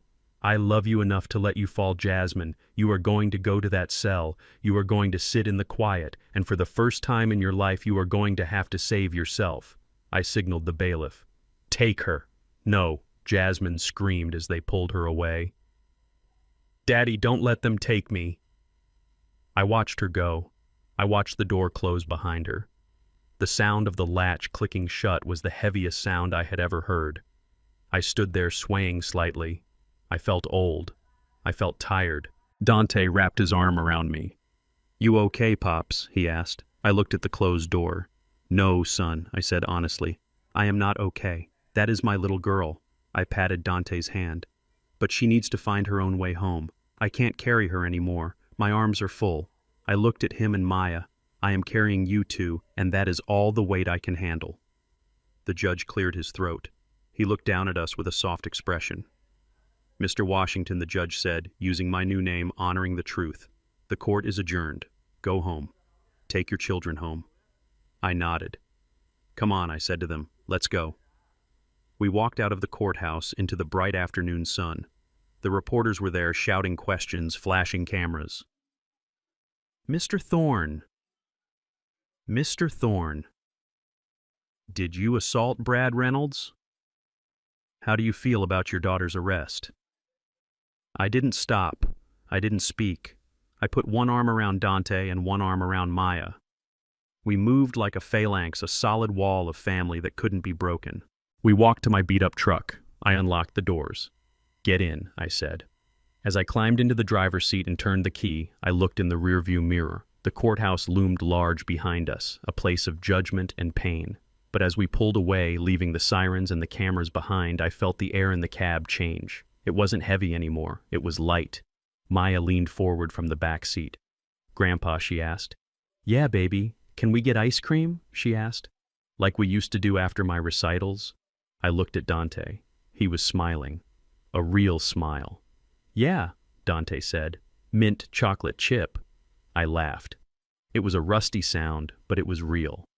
"Ice cream sounds good," I said. I drove toward the horizon. The storm was over. The tracks were switched, and the train was finally heading home. The double doors of the courthouse burst open, and the noise hit us like a physical wave. It was a wall of sound composed of shutter clicks, shouting reporters, and the chaotic hum of the city. After the hushed, suffocating tension of the courtroom, the outside world felt too loud, too bright, and too aggressive. "Mr. Thorne. Mr. Thorne.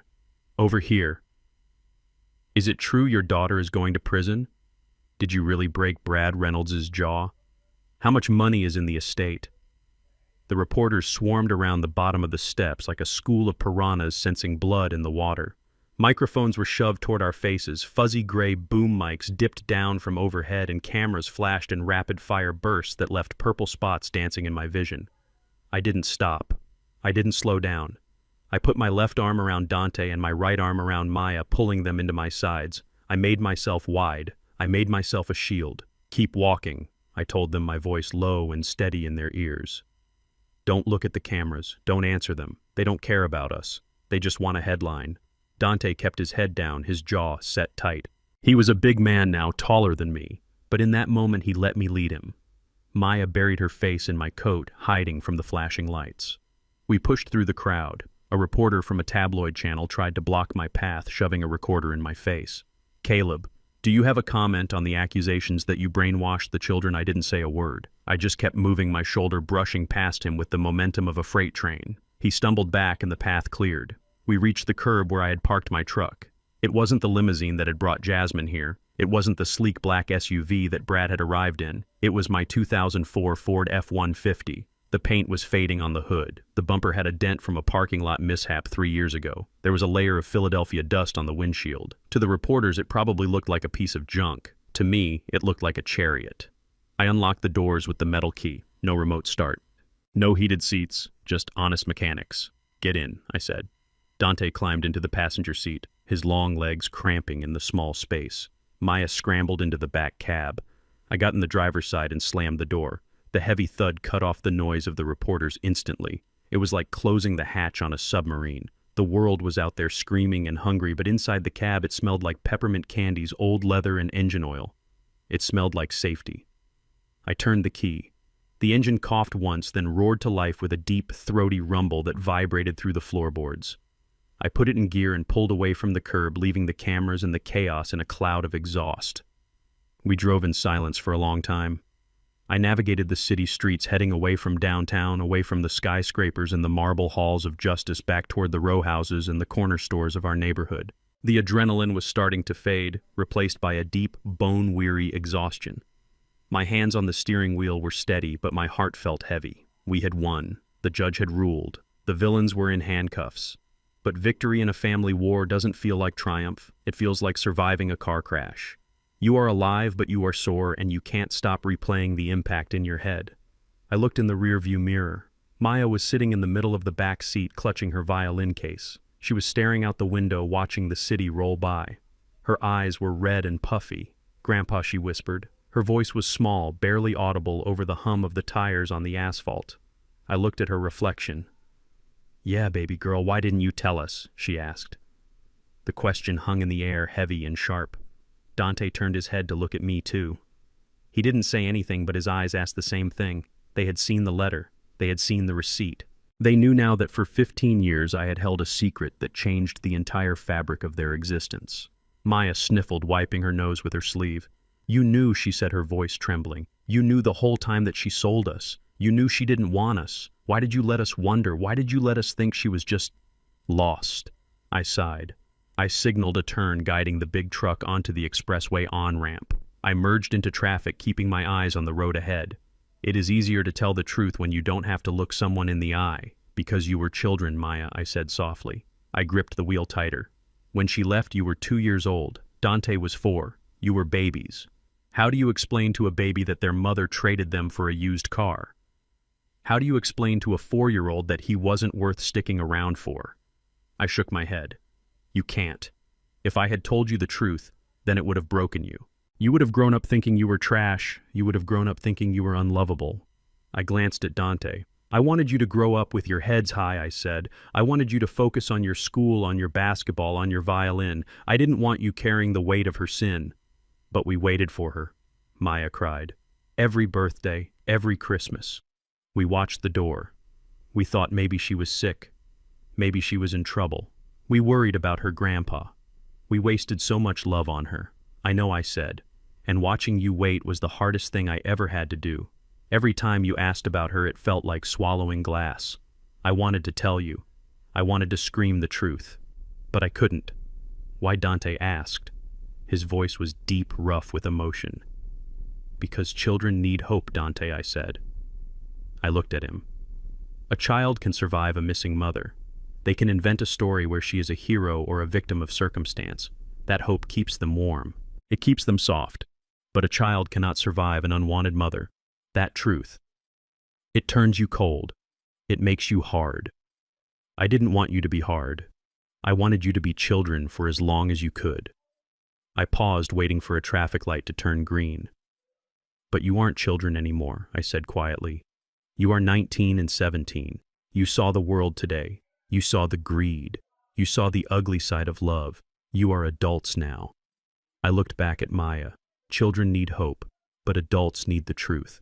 I gave you the hope when you were small, and today I had to give you the truth to save you." Maya was quiet for a long time. She leaned her head against the cool glass of the window. "She didn't want us," Maya whispered. "She really didn't want us." "No," I said firmly. "She didn't. But I did." I looked at them both. "I wanted you every single day. I wanted you when you were crying with colic. I wanted you when you broke my favorite lamp. I wanted you when the money was tight and we had to eat beans for a week. I chose you. Every morning for 15 years, I woke up and I chose you." Dante looked down at his lap. He was wearing the expensive suit Brad had bought him for the court appearance. It looked out of place in the old truck. He reached into the pocket of the jacket. He pulled out a small, rectangular piece of cardstock. It was Brad's business card. Black and gold. Embossed letters. Brad Reynolds. Talent Management and Crisis PR. Dante stared at it. He ran his thumb over the raised letters. This card represented everything he had been promised for the last week. The fame, the millions, the heated pools and the sports cars. It represented the lie that he was special because of how well he could throw a ball, not because of who he was. He looked at the card, then he looked at me. He didn't say anything. He didn't have to. Dante rolled down the passenger window. The wind rushed into the cab, loud and chaotic, smelling of the highway. He took the card in both hands. He tore it in half. Then he put the halves together and tore them again. He tore it until it was nothing but confetti. He held his hand out the window and opened his fingers. The wind caught the pieces. They swirled away into the slipstream, disappearing instantly into the gray blur of the highway behind us. Dante rolled the window back up. The quiet returned. He took a deep breath. He loosened his tie. He unbuttoned the collar of the expensive shirt. He slumped back into the worn foam of the seat, looking more relaxed than I had seen him in days. You are right, Pops, Dante said, looking out at the road. About what I asked. About hope, he said. He looked at Maya in the back seat. We don't need to hope she comes back anymore. We don't have to wait by the door. He smiled. A small, sad, but genuine smile. We are already home. I reached over and squeezed his knee. Yes, we are, son. Yes, we are. I turned the truck onto our street. I saw the house. The police tape was gone. The red paint was still on the door, screaming, "Kidnapper," and the window was still boarded up with plywood. It was the ugliest house on the block. But as I pulled into the driveway and put the truck in park, I looked at it. Tomorrow I would scrub the paint off. Tomorrow I would fix the window. Tomorrow I would go back to the cemetery and thank Viola. But for tonight, it was just a house. Our house. Come on, I said, turning off the engine. Let's go inside. I think there is still some bacon left in the fridge, and I am going to teach you how to make it right, Dante. You burned it last time. Dante laughed. Maya wiped her eyes and opened the door. We stepped out onto the sidewalk. The sun was going down, casting a warm golden light over the broken door. We walked up the steps together, leaving the darkness behind us, ready to build something new on the foundation that had held us up all along. It took 3 coats of primer to cover the red paint on my front door. The word kidnapper didn't want to leave easily, much like the memory of the trial. But I am a patient man. I sanded it down. I primed it. And then I painted it a bright, welcoming blue, a new color for a new chapter. It has been a month since the judge brought down the gavel. The neighborhood has quieted down. Mrs. Higgins brought over a peach cobbler last week and apologized without saying the word sorry. She just said the peaches were ripe and she thought Dante looked thin. I took the cobbler. I forgave her. People are fickle like the wind, but neighbors are neighbors. But some ghosts don't know when to stay dead. Last Tuesday, the phone rang. It was a collect call from the state correctional facility. I accepted it. I knew who it was. I wanted to hear him one last time. Caleb, the voice on the line, cracked. It was Brad. He didn't sound like the master of the universe anymore. He sounded small. He sounded like a man who had traded his Italian suits for an orange jumpsuit and realized the fit was tight. Caleb, listen. Brad said, his voice hurried and desperate. I know things got heated. I know I said some things, but I was under stress. The gambling, you know, it is a disease. I didn't say anything. I just held the phone to my ear, listening to the background noise of the prison block. Look, Brad continued, I am in a bad spot. I need commissary money. I need protection. And I was thinking, Dante, the draft is coming up, right? I was the one who got his name out there. I was the one who hired the PR team. Technically, I helped him. He paused, waiting for me to agree. Don't you think he owes me a little something? Just a finder's fee? Maybe $5,000. It is pocket change for him once he signs that contract. Come on, Caleb. We are family in a way. I looked at the phone. The audacity of the man was breathtaking. He had tried to sell my grandson, and now he wanted a commission on his success. I will send you something, Brad. I said, You will. Brad sounded relieved. Oh, thank God. Thank you, Caleb. You are a good Christian man. I knew you would understand. I hung up. I went out to the garage. I found an old basketball in the corner. It was the first ball I ever bought Dante back when he was 6 years old. It was worn smooth. It had served its purpose. I took a knife and I punctured it. The air hissed out a long, dying wheeze. The ball collapsed in on itself, becoming a flat, sad piece of rubber. I put it in a box. I didn't put a check inside. I didn't put cash. I just wrote a note on a scrap of paper and taped it to the deflated ball. The note said, Your promises were just hot air. Now you are both empty. I mailed it the next morning. I like to imagine his face when he opened it in the mailroom.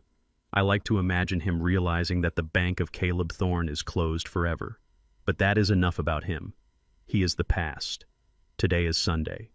And in the Washington household, Sunday means one thing. The kitchen smells of hot oil and spices.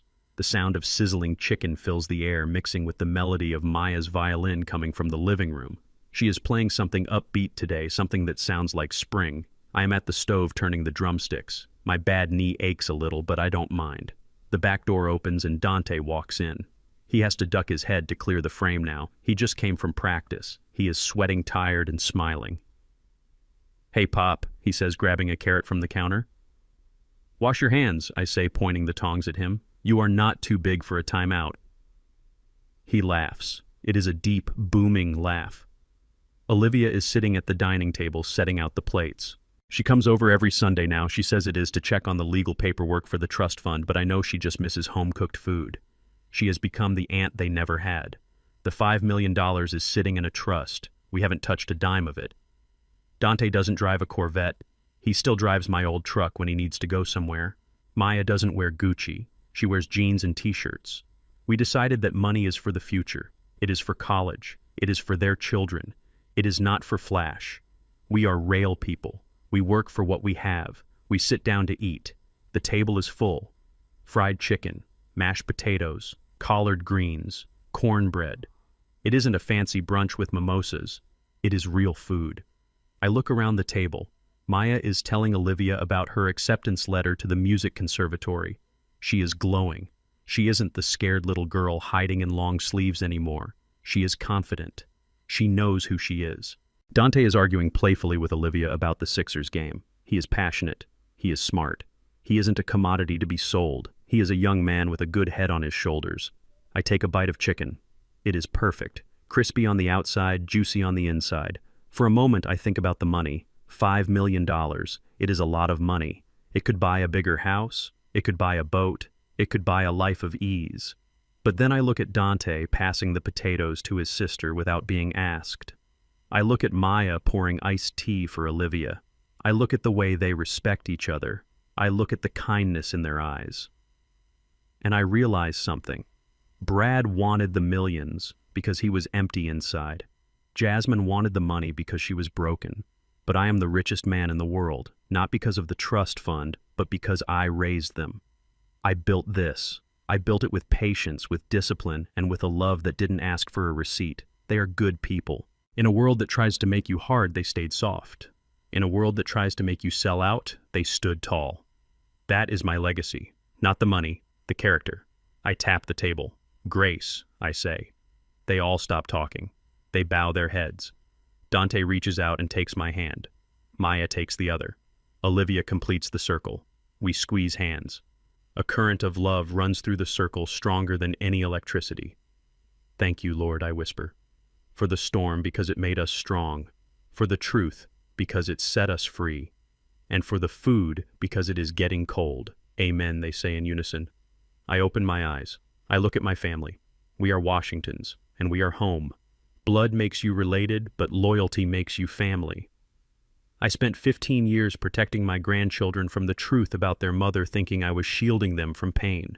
But I learned that the truth, no matter how sharp, is the only foundation you can build a life on. A parent isn't the person who gives birth to you. It is the person who refuses to leave when things get hard. You can't buy love with a lawsuit, and you can't kidnap a heart that already knows where its home is. If you enjoyed this story and believe that family is worth fighting for, hit that like button and subscribe to the channel. Let me know in the comments if you have ever had to make a tough choice to protect the ones you love. I read every single one. Until next time, stay strong and keep building.